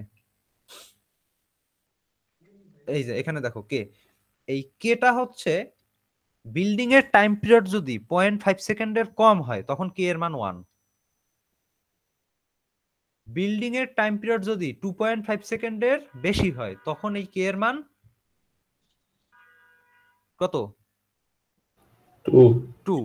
এখন যদি 0.5 সেকেন্ড থেকে 2.5 সেকেন্ডের মধ্যে থাকে তাহলে কত? 1.5। না, ইন্টারপোলেশন করতে হবে। ও। ঠিক আছে, ইন্টারপোলেশন করতে। যেমন আমি যদি বলি যে বিল্ডিং এর টাইম পিরিয়ড 1 সেকেন্ড, তাহলে কে কত? 1। তখন তো 0.5 সেকেন্ড হবে। 1.25 হবে। ইন্টারপোলেশন করছি আমি। বুঝতে পারছি স্যার, বুঝতে পারছি। 0.5 সেকেন্ড আর 2.5 সেকেন্ড এইটার ভিতরে ইন্টারপোলেশন করতে হবে। তাহলে 0.5 সেকেন্ড আর 2.5 সেকেন্ডের ভিতর গ্যাপ কত? 2 সেকেন্ড। ঠিক আছে, তাহলে সেইভাবে করে। আর এখন এই 1 সেকেন্ড আর 0.5 সেকেন্ডের মধ্যে মানে বেসিক্যালি ইন্টারপোলেশন, এটা আমি ম্যাথের জিনিস, এটা আর এখানে বলার কিছু নাই। এইটা যদি ইন্টারপোলেশন কেউ যদি না পারে সমস্যা নাই, এটা ই করবা, এটা অ্যাজিউম করে নিবা, বলবা যে লেট 1 ধরি 1। ঠিক আছে, এই কারণে এখন এত বড় ম্যাথ করলে স্যার ইন্টারপোলেশন হবে ইনশাআল্লাহ। না, এখন কেউ যদি ইন্টারপোলেশন মনে করো পারে না, এখন তারে তো এই স্ট্রাকচার করছে তো আর ম্যাথ ইন্টারপোলেশন তো শেখানো যাবে না। এখন না পারলে কি করবা? না পারলে কে 1 ধরি করবা, আর কি করবা, এই হচ্ছে ব্যাপার। আচ্ছা, যাই হোক। তো তাহলে এখন হচ্ছে যে এই কে এর মান 1 ধরে নিলাম। ঠিক আছে, ধরো কে এর মান এটা 1 ধরে নিলাম। ধরো এই যে এখানে এটা সিম্পলিসিটির জন্য এটা 1 ধরে নিছে, বাট এটা যদি অরিজিনালটা ইন্টারপোলেশন করে করতে পারো সেটা বেটার আর কি। তাহলে 1 যদি ধরে নেই তাহলে তো এই যে উপরের টার্ম গুলো তো বাদ, এগুলো তো আর লাগবে না। তাহলে এই যে টু দি পাওয়ার কে এগুলো লাগবে না। তাহলে লাগবে কি বলো? ভি। না না না, লাগবে হচ্ছে যে wx hx divided by summation of wi hi, এটা লাগবে আর কি। স্যার এই সেক্সটা যদি আরেকবার বুঝিয়ে দেন স্যার, এই সেক্সটা বুঝি নাই আমি স্যার। এটা আমি অঙ্কে দেখাইলেই বুঝবা, তার ফর্মুলা দিয়ে বোঝার দরকার নেই, অঙ্ক দিয়ে বোঝো। তা এখন প্রথমেই ওরা যেটা করছে, প্রথমে হচ্ছে ওরা এই নিচের টার্মটা বের করে রাখছে। নিচের টার্মটা কি? সামেশন অফ wh, এই তো সামেশন অফ কি, এটা wh, তাই তো? আচ্ছা, তাহলে এটা কি হবে? সামেশন মানে কি? যোগফল। তাহলে যোগফল কয়টার জন্য যোগফল? 6টা তলার জন্য যোগফল। তাহলে বলতেছে w1 h1 প্লাস কেটা তো আগেই বাদ দিয়ে দিলাম আমি। হ্যাঁ, কেটা যেহেতু বাদ, তার মানে শুধুমাত্র w আর h। তাহলে তোমার প্রথমে হচ্ছে w1 h1, তারপর w2 h2, তারপর w3 h3, এইভাবে w6 h6, এইভাবে 6টা যোগ করতে হবে। এখন এই w1 হচ্ছে প্রথম তলার ওয়েট, h1 হচ্ছে প্রথম তলার উচ্চতা মানে প্রতিটা তলার ভরের সাথে তার উচ্চতাটাকে গুণ করতে হবে। এখন আমি যদি বলি প্রথম তলার ভর কত, তোমরা এটা বের করতে পারবা? বের করতে পারবা? একজনের একটু হিসাব করতে। তাহলে আমার টোটাল ডেড লোড ছিল 50,000, তাহলে 50,000 কে ভাগ দেব কত দিয়া? 50,000 ছিল টোটাল, 6টা তলা, তো 6 দিয়ে ভাগ দিব। হ্যাঁ, এই যে এখানে করছে দেখো, যে 50,000 বাই 6, 50,000 ভাগ 6। আচ্ছা, তাহলে 50,000 কে তুমি হচ্ছে যে 6 দিয়ে এটা ভাগ করলা। আচ্ছা, প্লাস হচ্ছে কি করবা বলো? প্লাস কি করবা? লাইভ লোড আনতে হবে স্যার। লাইভ লোড হচ্ছে 3 টিপিক্যাল ফ্লোর যদি হয়, টিপিক্যাল ফ্লোর হলে লাইভ লোড 3, তার সাথে গুণ হবে 690 ফ্লোর এরিয়া গুণ হবে, তার সাথে গুণ হবে 25%। এই তাহলে কত আসে? এটা যা আসে তাই 8,850.80। স্যার 80। হ্যাঁ, 850 নাকি? জি স্যার, 8,800। আচ্ছা, 8,850 এরকম মনে হয় কিছু একটা। যাই হোক, তো যেটা আসে সেটাই হচ্ছে তোমার এটা প্রতিটা তলার উচ্চতা। আমি একটু এটা ফ্রেশ করতেছি, দেখো। আচ্ছা স্যার, এক্ষেত্রে সবগুলো রাউন্ডিং ফিগার রাখতে হবে না স্যার? হ্যাঁ, এই যে দেখো আমি এই যে এখানে করেই দিয়েছে, এই যে 50,000 কে 6 দিয়ে ভাগ করছে, তারপর 690 3 পয়েন্ট, মানে আমরা যা করলাম আর কি তাই করছে এখানে 8,850। তো এইটা হচ্ছে 5টা তলার জন্য এইটা ধরা যাবে। আর টপ ফ্লোরে আবার এইটা ধরা যাবে নাকি? না স্যার, 1.5 ধরতে হবে। টপ ফ্লোরে আবার চেঞ্জ আছে, তাহলে সেইটাও বের করে রাখবা। টপ ফ্লোরেরটা হচ্ছে একটু কম হবে, 8,592। এখন এইটা করতে হবে। তাহলে প্রথম তলার ওয়েট ইনটু প্রথম তলার উচ্চতা, দ্বিতীয় তলার ওয়েট ইনটু দ্বিতীয় তলার উচ্চতা। এখন দ্বিতীয় তলার উচ্চতা কত হবে? দুইটা উচ্চতা একসাথে যোগ করে দিল কেন? হ্যাঁ, তা দ্বিতীয় তলাটা তো 8 মিটার উঁচুতে। দ্বিতীয় তলাটা কত? হ্যাঁ, গ্রাউন্ড থেকে 8 মিটার উঁচুতে আছে। তারপরে তৃতীয় তলার ওয়েট ইনটু তৃতীয় তলার উচ্চতা কত? 12। ঠিক আছে, তারপর 4 নম্বর ইন্টু 4 নম্বরের উচ্চতা 16, 5 নম্বরের সাথে 20, 6 নম্বরের ওয়েটটা একটু ডিফারেন্ট, এই যে রূপটা যেটা ছিল সেইটা, আর এটার উচ্চতা হবে 24। এইভাবে করলে এইটা আসছে 73, 72, 08, এইটা আসছে। এইটা হচ্ছে তোমার সামেশনের যে ব্যাপারটা। তাহলে সামেশনের এই ব্যাপারটা আমি পেয়ে গেছি, এটা হচ্ছে 73, 72, 08। এখন উপরে কি থাকবে বলতে পারো? উপরে থাকবে পার্টিকুলার তলার জন্য, যেই তলা করব সেই তলা। এখন আমি যখন একতলা করব তখন হচ্ছে এই একতলার জন্য ওয়েট ইন্টু উচ্চতা, যখন 2 তলা করব 2 তলার ওয়েট ইন্টু উচ্চতা, নিচেরটা ফিক্সড, নিচেরটা সবার জন্য ফিক্স। যখন 3 তলা করব তখন 3 তলার ওয়েট ইন্টু 3 তলার উচ্চতা, এইভাবে করে করব। আর তার সাথে পিছনে থাকবে হচ্ছে সিসমিক টোটাল ফোর্স যেটা ছিল সেটা, ভি। এইভাবে করে তুমি প্রতিটা তলার আলাদা আলাদা ফোর্স সেপারেট করে বের করবা। 6টা বের করবা, 6টা বের করার পর এই 6টা যোগ করবা, যোগ করে দেখবা যে যোগফলটা মিলছে কিনা। যদি এটা মিলে তাহলে বুঝবা ডিস্ট্রিবিউশনটা ঠিক আছে।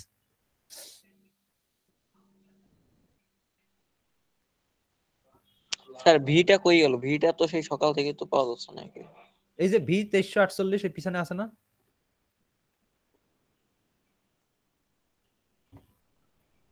ভিটা কি? এটা কি? আচ্ছা এটা হচ্ছে যে, আচ্ছা এটা হচ্ছে বেস শেয়ার। এই যে তুমি যে F = ma করলা, কোথায় গেল? এই যে F W, S into W। হ্যাঁ, তাহলে সেইটাই হচ্ছে, দ্যাট মিন্স ফোর্স আর কি, সিসমিক ফোর্স। তুমি তো ভরকে ত্বরণ দিয়ে গুণ করছো, গুণ করে তো ফোর্স পাইছো, সেই ফোর্সটাকে এফ না বলে ভি বলতেছে। Okay sir, clear. এটা হচ্ছে 2348 কিলো নিউটন, যেটা এই যে বিল্ডিং এ এই যে দেখাই, এই যে নিচে যে 2348 কিলো নিউটন। স্যার একটু উপরে যান, এসে বের করা যায় 0.004। কোনটা? আচ্ছা হ্যাঁ গেলাম। স্যার এখানে এটা 0.67 থেকে মানে কি বলে ছোট আছে আর কি, তো চিহ্ন তো উল্টো দিয়ে দেখেন স্যার। এটা উল্টো দিচ্ছে, হ্যাঁ। আরে এগুলা প্রিন্টিং মিস্টেক, এগুলা তুমি জিনিস বুঝলেই হয়েছে, তোমার মতো করে করবা। জাস্ট এটা ম্যাথটা কোন আইডিয়াটা নিবা আর কি, এখান থেকে ভুল ত্রুটিগুলা নিজের মতো বুঝে নিবা। আর এখানে এসে বের করছে 0.044, তো ওইটার আবার পরে ধরছে 0.029। এইটা হচ্ছে মিনিমাম ক্রাইটেরিয়া, এটা এইটার থেকে কম হইতে পারবে না। এখন এই দুইটার ভিতর যেটা বড় হবে সেটা। ধরো এইটা আসলো, ধরো এইটা, আচ্ছা ঠিক আছে, তাহলে সাইন ঠিক থাকলে ঠিক আছে। আমিও তো সেটা বলি যে আপনি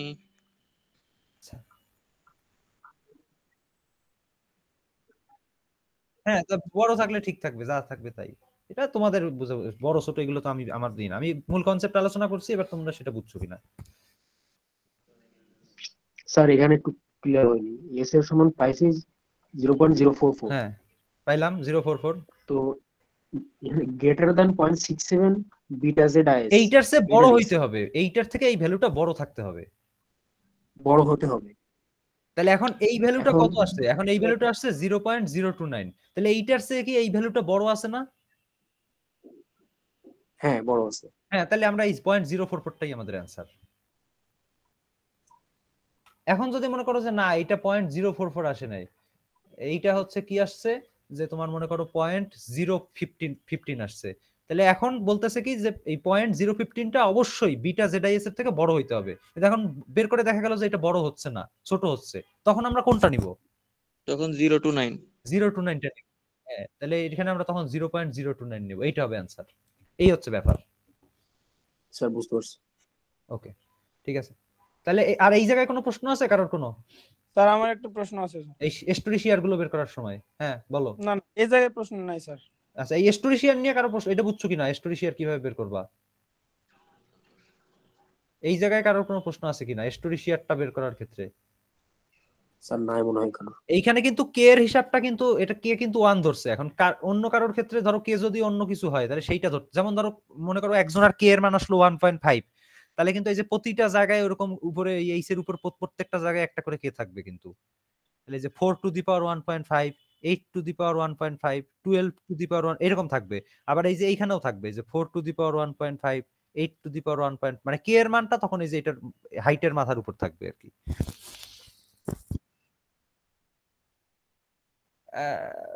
এখন দেখা যাক সেটা বিল্ডিং এর টাইম পিরিয়ড, মানে এটা তো আসলে এটা মানে কি বলবো, এখানে এখানে সময় কম কম থাকলে সেটা করতে পারো, কিন্তু এটা বেশি অ্যাকুরেট করতে পারলে ভালো আর কি। এই ঠিক আছে, ওকে, তাহলে আশা করি এটা হ্যাঁ। এবার আর কার কি কোশ্চেন ছিল, আর কোথায় কার কি কোশ্চেন ছিল? আমার প্রশ্ন হচ্ছে স্যার, আমরা তো এতক্ষণ ধরেন যে ডিজাইনটা করলাম এটা হচ্ছে গ্রাউন্ডের উপর থেকে, হ্যাঁ আন্ডারগ্রাউন্ড যদি কোনো আমি বেসমেন্ট করি বা এরকম কিছু করি, সেই ক্ষেত্রে কি আমার ডিজাইনিং বা ক্যালকুলেশনে কোনো চেঞ্জ আসবে কিনা? আন্ডারগ্রাউন্ডে সমস্যা নাই তো, আন্ডারগ্রাউন্ডের চতুর্দিকে মাটি থাকবে তো, ওইটা তো আর ভূমিকম্পে সমস্যা নাই। ভূমিকম্পে তো সমস্যা হচ্ছে ওভার এই সুপার স্ট্রাকচারটার, মানে এটা উপর নড়বে, নড়াচড়া করবে এবং এটা একসময় ভেঙে পড়ে যাইতে পারে, সমস্যা তো। ঠিক আছে, যদিও এটা ফোর্সটা মাটি থেকেই আসতেছে, কিন্তু এই যে মানে মাটির ভিতরের যে অংশটা সেইটাতে কোনো সমস্যা নাই, সমস্যাটা হচ্ছে সুপার স্ট্রাকচারটার, মানে এটা তো ফ্রি ওপেন না, সাবস্ট্রাকচারে খুব খুব বেশি এফেক্ট থাকে না এটার, ঠিক আছে, হয়তো একটু হালকা ক্র্যাক, মানে কি বলে এটাকে, মানে বেসিক্যালি একটা জিনিস বোঝার চেষ্টা করো তুমি, তোমার চতুর্দিকে এটা কি সয়েল দিয়ে কনফাইন করা না, এটা চতুর্দিকে সয়েল দিয়ে কি করা, কনফাইন করা তো, তাহলে চতুর্দিকে যদি সয়েল দিয়ে কনফাইন করা থাকে, তাহলে একটা জিনিস কনফাইন্ড অবস্থায় থাকলে সেটার কি, সেটার তো কোনো সমস্যা হবে না, কিন্তু যেই জিনিসটা যখন করব তখন ফ্যাক্টর তখন ইউজ করব, সিসমিক ডিজাইন তখন যাবে, কিন্তু আমরা তো উপরের গুলো করতেছি এখন তো এগুলো না। না বেসিক্যালি হচ্ছে তোমার জিনিসটা কি, জিনিসটা হচ্ছে এই ধরো উপরের যে অংশটা, এই উপরের অংশটা তো উন্মুক্ত, এটার তো কোনো সাপোর্ট নাই বা এটার কোনো কনফাইনমেন্ট নাই, আছে এই যে উপরের যে অংশটা, এখন ধরো হ্যাঁ এইখানে ফোর্স আসলে এটা কি হবে, এটা সাইডে বেঁকে যাবে, ঠিক আছে, কিন্তু মাটির নিচের যে অংশটা, মাটির নিচের অংশটা তো চতুর্দিকে মাটি দিয়ে আবদ্ধ, ওইটা কি ওইভাবে কি ই করা সম্ভব? হ্যাঁ না স্যার, মাটির নিচে ল্যাটারাল ফোর্সটা মিনিমাইজ হয়ে যায়, মাটির মাধ্যমে হ্যাঁ ওইটা তো ওইভাবে ডিফ্লেক্ট করা করা সম্ভব না, তো এই জন্য মাটির নিচের অংশে সমস্যা নাই, মাটির উপরের অংশটা বেসিক্যালি হচ্ছে এইটার জন্য তুমি দেখবা। এই তো এখন তোমাকে স্ট্রাকচারাল অ্যানালাইসিস তোমাকে কি কি বললো যে ফোর্স গুলো কত সেইটা তোমাকে বললো, কোন তলায় কত ফোর্স সেইটা তোমাকে বললো, এখন এই ফোর্সকে কাজে লাগাইয়ে তুমি এবার আরসিসি ডিজাইনে সেটা ইমপ্লিমেন্ট করবা। আমরা তো ফাউন্ডেশন ডিজাইনের কোনো কাজ করি নাই, করছি না করি নাই, ফাউন্ডেশন ডিজাইনটা যখন করব তখন হচ্ছে এইগুলো আমরা বেসমেন্টের কাজ কিংবা এই ধরনের কি কতটুকু কি হবে এগুলো বেসমেন্ট হিসাব করবে, কিন্তু আমরা তো এখন করতেছি উপরের কাজ, সাবস্ট্রাকচার সুপার স্ট্রাকচারের কাজ, যে স্টোরি শেয়ার, তারপর হচ্ছে ডিজাইন বেস শেয়ার। তবে দেখো একটা জিনিস বলি, এইটা কিন্তু এই ফোর্স গুলো বেশি হলে কিন্তু ফাউন্ডেশন বড় হবে, হ্যাঁ ঠিক আছে, বুঝছো, আর এই ফোর্স গুলো যদি কম হয় তাহলে কিন্তু ফাউন্ডেশন, মানে এখানে বেসিক্যালি ফাউন্ডেশনের মোমেন্ট হিসাব করতে হবে তোমার, ঠিক আছে, তোমাকে আমি সিম্পলি বুঝাই, একটা ক্যান্টিলিভার বিমকে উল্টা করে দিলাম, এখন দেখো এইখানে একটা ফোর্স আছে 5 কিপ, এইখানে একটা ডিসটেন্স আছে 10 ফিট, তাহলে বলো তো এইখানে মোমেন্ট কত? 50 কিপ ফিট, 50 কিপ ফিট হবে এটার মোমেন্ট। তাহলে এখন এইখানে বেসিক্যালি বিষয়টা তাই, এইখানে এই ফাউন্ডেশনের উপর একটা মোমেন্ট আসে, এখন সেই মোমেন্টটা কত, সেই মোমেন্টটা হচ্ছে এই ফোর্স ইনটু এটার ডিসটেন্স, আবার এই ফোর্স ইনটু এইটার ডিসটেন্স, আবার এই 3 তলার ফোর্স ইনটু এইটার ডিসটেন্স, বুঝাইতে পারলাম? ক্যান্টিলিভার আর কি, এইভাবে করে করে হচ্ছে এইখানে একটা ফাইনালি একটা মোমেন্ট আসবে, সেই মোমেন্টটাকে তোমার ঠেকাইতে হবে, ঠেকানোর জন্য এখন তুমি ফাউন্ডেশন ডিজাইন করো, যে কি সাইজের ফাউন্ডেশন লাগবে না লাগবে, পাইল কতটুকু গভীরে দিতে হবে, হ্যান ত্যান এইসব, ওটা আরসিসির অংশ, এমিলি স্যারের সাথে বোঝাপড়া হবে এটা। হ্যাঁ, আর আরসিসি তে যারা রেইনফোর্স করে না, আবু হাসান স্যারের কোর্সে এটা জিজ্ঞেস করবা স্যারকে, এই যখন তোমার কলাম ফাউন্ডেশন এগুলো করাবে তখন। ওকে আচ্ছা ওকে ঠিক আছে, তাহলে মোটামুটি আমরা আর একটা শেষ করলাম। এখন আমাদের আর টপিক বাদ আছে হচ্ছে কি, 2টা টপিক বাদ থাকলো, উইন্ড থাকলো আর হচ্ছে পোর্টাল ফ্রেম থাকলো। বি সেকশনের ক্লাস পাওয়া যাবে 2টা, 2 ক্লাসে করা যাবে, শেষ হবে, সমস্যা হবে না, কিন্তু এ সেকশন আর সি সেকশনে সমস্যা হয়ে যাবে, ওখানে ক্লাস পাওয়া যাবে একটা। স্যার আমরা কি ফাইনালে যতটুকু সময় পাবো ম্যাথগুলো করার মতো?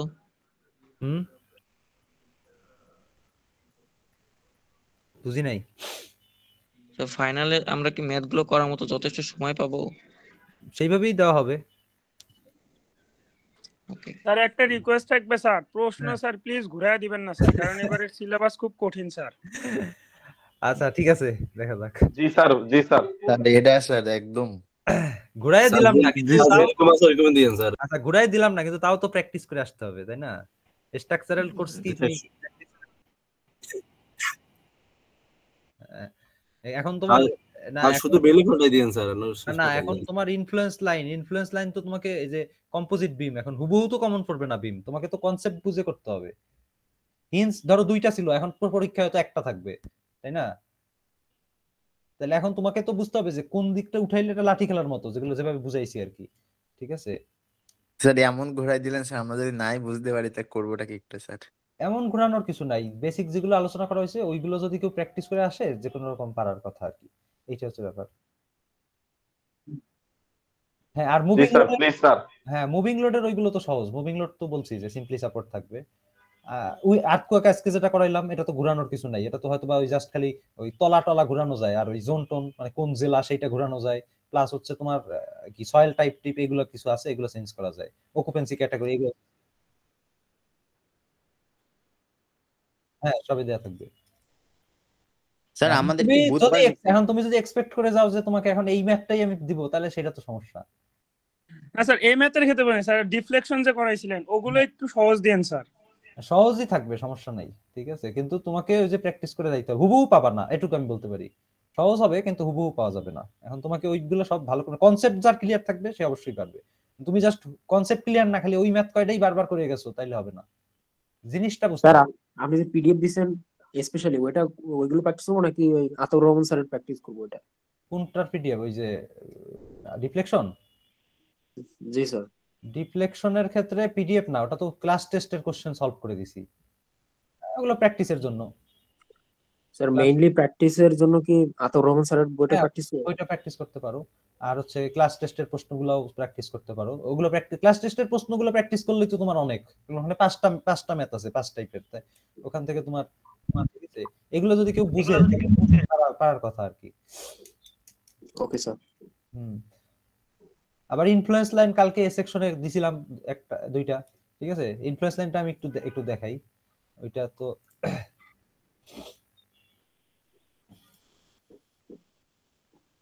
স্যার 10 তারিখে কি বি সেকশনে ক্লাস হবে? 10 তারিখ আবার কবে? স্যার আপনি বলছেন বি সেকশনে 2টা ক্লাস আছে, কিন্তু স্যার আমাদের শনি রবি 6 তারিখ আর 7 তারিখ। জি স্যার। এক্সট্রা ক্লাস 6 তারিখে ক্লাস আছে না, আর 7 তারিখে হ্যাঁ 7 তারিখে ক্লাস আছে। এখন এ সেকশন আর সি সেকশনে সমস্যা হয়ে যাবে একটা ক্লাসে আসলে, কারণ উইন্ডটা ছোট, উইন্ডটা আর্টওয়ার্কের মতো এত ডিটেইলস না, ক্যালকুলেশনটাও অলমোস্ট সিমিলার। তো এইটা যদি বুঝো তাহলে উইন্ড বুঝতে সময় লাগবে না, ওইটা হয়তো বা দ্রুতই করানো যাবে, কিন্তু পোর্টাল ফ্রেমে তো অ্যাটলিস্ট এক ক্লাস দরকার।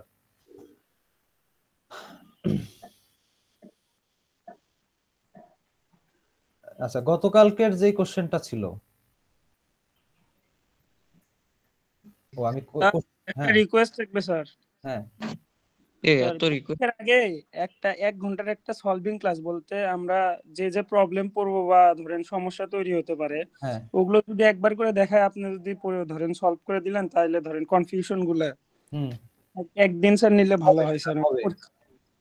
স্যার এটা পরীক্ষার আগে স্যার, ধরেন 3 দিন ছুটি পাবো আমরা, একদিন নিলেন স্যার। ঠিক আছে, নেওয়া যাবে, সমস্যা হবে না। ঠিক আছে স্যার। তো আমাদের গতকালকে যেই কোশ্চেনটা ছিল এ সেকশনের যেটা আইএল এর প্রশ্নটা ছিল, একটু প্রশ্নটা বের করি।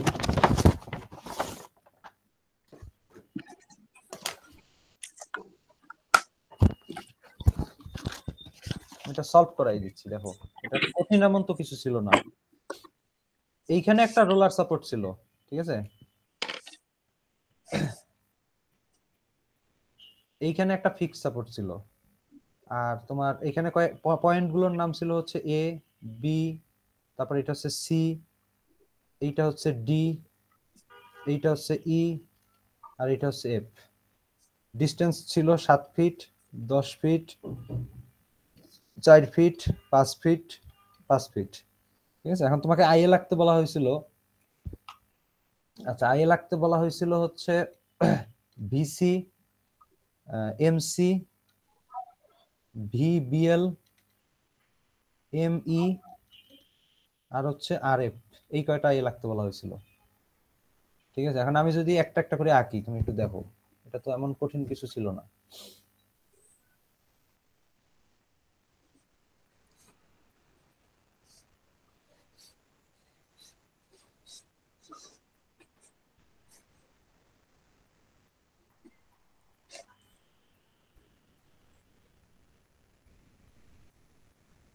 তাহলে বিসি এখন কি করতে হবে বলো, সি পয়েন্টে কি করব? কাট করে নিচে নামাতে হবে বাম হাত দিয়ে। হ্যাঁ এটা কাট করব, কাট করলে এবার বাম দিকটাকে নিচে নামাবো, ডান দিকটাকে কি করব? উপরে উপরে উঠাবো। তাহলে উঠাও, তাহলে এখন ফিক্স থাকবে কোন জায়গায় বলো? Support B point. পয়েন্ট, হ্যাঁ বিটা ফিক্স থাকবে। বিতে ফিক্স থাকলো, তাহলে এই অংশটা তাহলে উপরে উঠে যাবে, ঠিক আছে? আচ্ছা তারপরে তাহলে এবার এই ডান পাশটাকে কি করবো? এটা উপরে উঠাবো, উপরে উঠাইলাম। এখন এই হিঞ্জ পয়েন্টটা এসে কি হবে? স্যার হিঞ্জ পয়েন্টে আসে ওখানে থেমে যাবে শেষ। এখন স্টেবল আনস্টেবল বুঝতে হবে। তোমার এই ফিক্স সাপোর্টের এইটা হচ্ছে স্টেবল অংশ, আর এই অংশটা হচ্ছে আনস্টেবল অংশ। তাহলে আনস্টেবল অংশের জন্য স্টেবল অংশ কোনোদিন চেঞ্জ হবে না, এটা আমি বারবারই বলছি, ঠিক আছে? তাহলে এখন এইটা হচ্ছে তাহলে ভিসি। এখন ভিসি এর একটা মান কত হবে বলো? 0.5। এই যে দেখো এই সাপোর্টের মাঝখানে চিন্তা করো, একদিকে 10 ফুট আর একদিকে কয় ফুট? 4 ফিট। 4 ফিট। আচ্ছা একদিকে 10 ফিট আর একদিকে হচ্ছে 4 ফিট। আচ্ছা তাহলে সেইটা যদি হয় 10 ফিট আর 4 ফিট যদি হয়, তাহলে টোটাল 14 ফিট হচ্ছে। তাহলে টোটাল 14 ফিট হলে এই পাশে হবে 10/14 আর এই পাশে হবে 4/14। এখন এইখানে যদি 10/14 হয় তাহলে এই পাশে কত হবে? ওটা তো এখানে ডিসটেন্স আছে 7 ঐকিক নিয়মে হবে। ঐকিক নিয়মে 10 ফিটে যদি 10/14 হয়, 7 ফিটে কি 7/14? শেষ। এই তো এই হচ্ছে একটা। এগুলা করতে, এটা কেউ যদি বুঝে এগুলা করতে তার 5 মিনিটও লাগবে না। আমি তো গতকাল 15 মিনিট টাইম দিছি। আচ্ছা 2 নম্বর দেখো, 2 নম্বর হচ্ছে কি ছিল? এমসি নাকি? আচ্ছা এমসি তে কি করব বলো? এই বাম দিকে অ্যান্টি ক্লকওয়াইজ, ডান দিকে কি করব? ক্লকওয়াইজ। বাম দিকে অ্যান্টি ক্লকওয়াইজ, ডান দিকে ক্লকওয়াইজ। এখন তাহলে এটা কি হবে? এটা উঠে যাবে না? জি স্যার। আচ্ছা উঠে গেল। ফিক্স থাকবে কোন জায়গায়? সাপোর্ট পয়েন্টের এখানে। আচ্ছা আর আরেকটা ফিক্স থাকবে কোন জায়গায়? হিঞ্জ পয়েন্টের এই জায়গায়, ঠিক আছে? স্টেবল অংশে তো আর কোনো চেঞ্জ হবে না। আচ্ছা তাহলে এবার এই যে একদম বামের অংশটা সেটা কি হবে? নিচে নামবে এই পয়েন্ট। নিচে নেমে গেল, শেষ। এখন এই মোমেন্টের মানটা কত? মোমেন্টের মান হচ্ছে a + b ডিভাইডেড বাই এই যে ওই যে ab divided by ab by a plus b। এখন এই ab by a plus b, a কত? 10 ফিট, b কত? 4 ফিট, ঠিক আছে? তাহলে 4 10 কে 40 ডিভাইডেড বাই 4 আর 10 14, তার মানে হচ্ছে 40/14। এইটা হচ্ছে এইটার মান। এখন এইটা দিয়ে ঐকিক নিয়ম করে এইটা কত সেটা হিসাব করে দিবা, এমসি। তারপরে যদি বলি সামনের দিকে যাই, ভিবিএল, ঠিক আছে?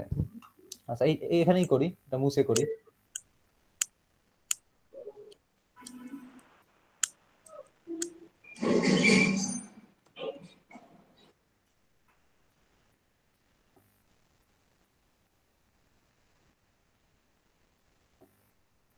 আচ্ছা ঠিক আছে,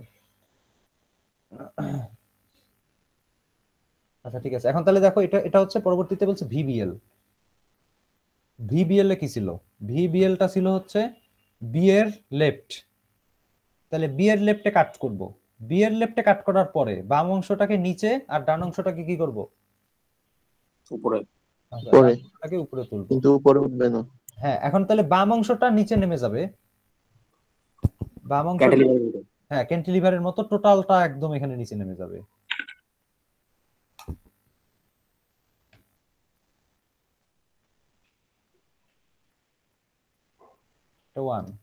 ঠিক আছে, বাম অংশ নিচে নেমে গেল। আর এই ডান অংশটাকে উপরে তোলার চেষ্টা করি। ডান অংশ উপরে তোলার চেষ্টা করলে এটা তো উপরে উঠবে না, উঠবে? কারণ এইখানে একটা সাপোর্ট আছে, আবার এখানে একটা হিঞ্জ সাপোর্টও তো একটা সাপোর্ট, তাহলে দুইটা সাপোর্ট আছে, তাহলে এখানে উঠবে না। এইটা হচ্ছে ভিবিএল। তারপরে ছিল এমই। আচ্ছা এমই, তাহলে ই পয়েন্টে কাট করব। কাট করে হচ্ছে এটার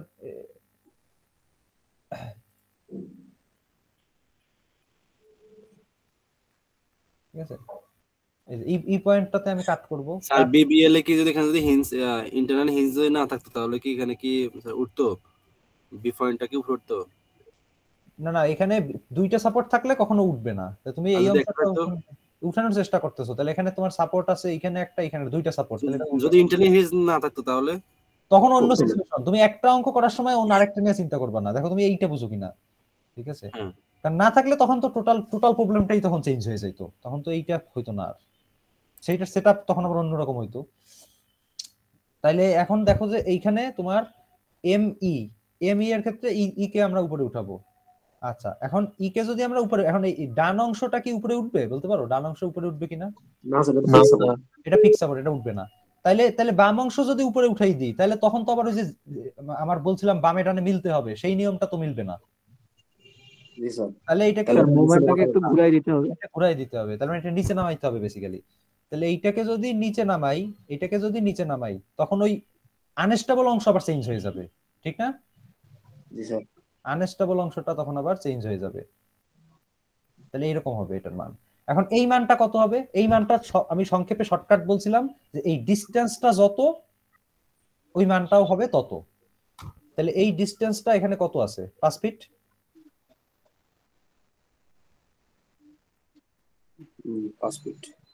কোন ডিসটেন্স বুঝতেছো?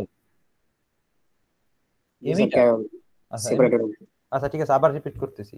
এই প্রথমে আছে তুমি এটা ই পয়েন্টে কেটে দিলা, ই পয়েন্টে কাটার পরে বাম অংশটা অ্যান্টি ক্লকওয়াইজ, ডান অংশটা ক্লকওয়াইজ ঘুরাইলা। এখন ডান অংশ ক্লকওয়াইজ ঘুরাইলে এটা তো আর উঠবে না, কারণ এটা ফিক্স সাপোর্ট। তাহলে ডান অংশটা উঠবে না। এখন তাহলে বাম অংশটাকে যদি এইদিকে ঘুরাও, তাহলে বাম অংশটা তো উপরে উঠে যাবে। এখন উপরে উঠে গেলে এই লেফটের মোমেন্ট আর রাইটের মোমেন্ট মেলে না। তা আমি তোমাকে বলছিলাম অবশ্যই লেফট এবং রাইটের মোমেন্ট মিলাইতে হবে।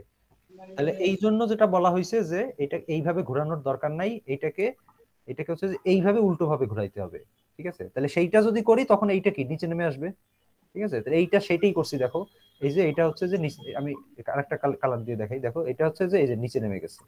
এটা নিচে নেমে গেলে তখন আনস্টেবল পার্টটা আবার চেঞ্জ হয়ে গেছে, তখন সেইটাও ওইটার সাথে সাথে নিচে নেমে গেছে। এখন আমার কথা হচ্ছে এই মানটা কত? এই মানটা হচ্ছে আমি তোমাকে বুঝাইছিলাম যে এই ডিসটেন্সটা যত হবে ওই মানটা হবে তত। অর্থাৎ সহজ কথা হচ্ছে এই ডিসটেন্সটা যত হবে এই মানটা হবে তত। ক্লিয়ার? তাহলে এটা 5 আছে, তাহলে এটার মান হবে 5। এইটা 5 হইলে এখন এইটা কত সেটা তুমি ঐকিক নিয়ম দিয়ে বের করো। আর কালকে বেশিরভাগ স্টুডেন্ট এই মান ছাড়া লিখে দিয়েছে, মান ছাড়া লিখে দিয়ে লাভ নাই, খালি ছবি এঁকে হবে না, মান লিখতে হবে। আচ্ছা, এটা আমি আজকে আবারও বলে দিচ্ছি, পরীক্ষায় কিন্তু ওই মান ছাড়া শুধু ছবি এঁকে কিন্তু হবে না, মান লিখতে হবে অবশ্যই এটা। আচ্ছা, তারপরে হচ্ছে এটা আরএফ এ যাই। আরএফটা কি হবে?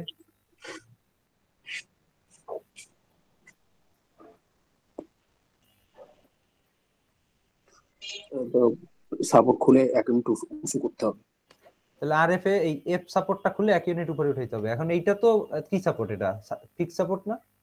জি স্যার। জি স্যার, টোটালটা উঠবে ডি পর্যন্ত। তাহলে ফিক্স সাপোর্ট যদি হয় তাহলে ফিক্স সাপোর্ট টোটালটাই উঠে যায়, তাহলে সেক্ষেত্রে এই ডি পর্যন্ত এটা টোটালটাই উঠে যাবে। এই টোটালটা হবে হচ্ছে 1। এখন বাকিটা কি হবে? বাকিটা যেভাবে থাকে এইখানে একটা সাপোর্ট আছে, সাপোর্ট দিয়ে আটকানো থাকবে, তাহলে এইটা হচ্ছে যে এরকম হবে, ঠিক আছে? রাইট। এটা এরকম হবে। আর এই অংশটা আবার তখন এই যে নিচে নেমে যাবে।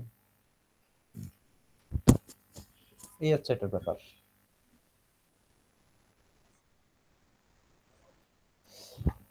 তো যাই হোক, তো এখন হচ্ছে তাহলে তোমরা এটা বাকি 2টা সেকশনের ক্লাস টেস্ট বাকি আছে, তোমরা এগুলো ভালোভাবে প্র্যাকটিস করতে থাকো।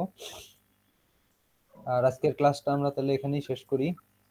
আমরা কি আরেকবার দিতে পারবো?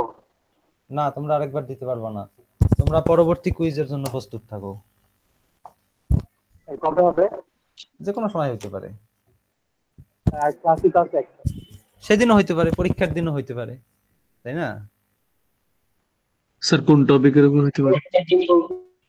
সেটা তোমার সবসময় কি আগের ক্লাসের পড়াগুলো, আজকে যেমন আমরা আর্টকুয়েক পড়াইছি, ঠিক আছে? স্যার সি সেকশনের কি ক্লাস হবে? হ্যাঁ, সি সেকশনের কি ক্লাস হবে? শনিবার ক্লাস হবে অবশ্যই। এখন কথা হচ্ছে মাঝখানে আরেকটা ক্লাস এ সেকশন আর সি সেকশনের দরকার ছিল আর কি, অল্প ছোট ছোট ছোট ক্লাস হলেও সমস্যা নাই। ধরো স্যার বি সেকশনের কি আর একটা কুইজ হবে স্যার? সেটা দেখা যাক, টুইস্ট থাকুক,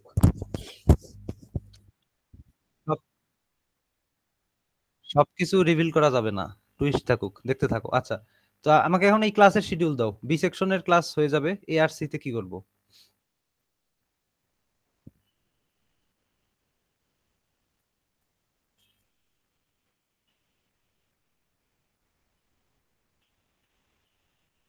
কি করব বলো? এআরসি তে আরেকটা এক্সট্রা ক্লাস লাগবে 1 ঘন্টার। স্যার অনলাইনে দিয়ে দেন এর ভিতরে কয়েকদিন। তাহলে সেটা তো কালকে দিতে হয়। স্যার শনিবার দিন জানাবো এটা আপনাকে স্যার, আচ্ছা ক্লাসটা শেষ করে। ওকে ঠিক আছে ফাইন। স্যার সি সেকশনে তো আমাদের শনিবারে কুইজ আছে স্যার আইএল এর উপরে। হ্যাঁ কুইজ আছে, কুইজ দিবা আর একটা ক্লাস হবে। স্যার আমাদের কি আরেকটা মুভিং লোডের উপরে স্যার কুইজ হবে? সেটা স্পট টেস্ট হিসেবে হবে, কিসের উপর হবে জানি না। স্যার স্পট টেস্ট তো স্যার ভালো হয় না স্যার, এটা বলে সিলেবাস দিয়ে স্যার এটা কুইজ নেন। আচ্ছা ঠিক আছে ঠিক আছে, আমি দেখি নেক্সট ক্লাসে জানাবো।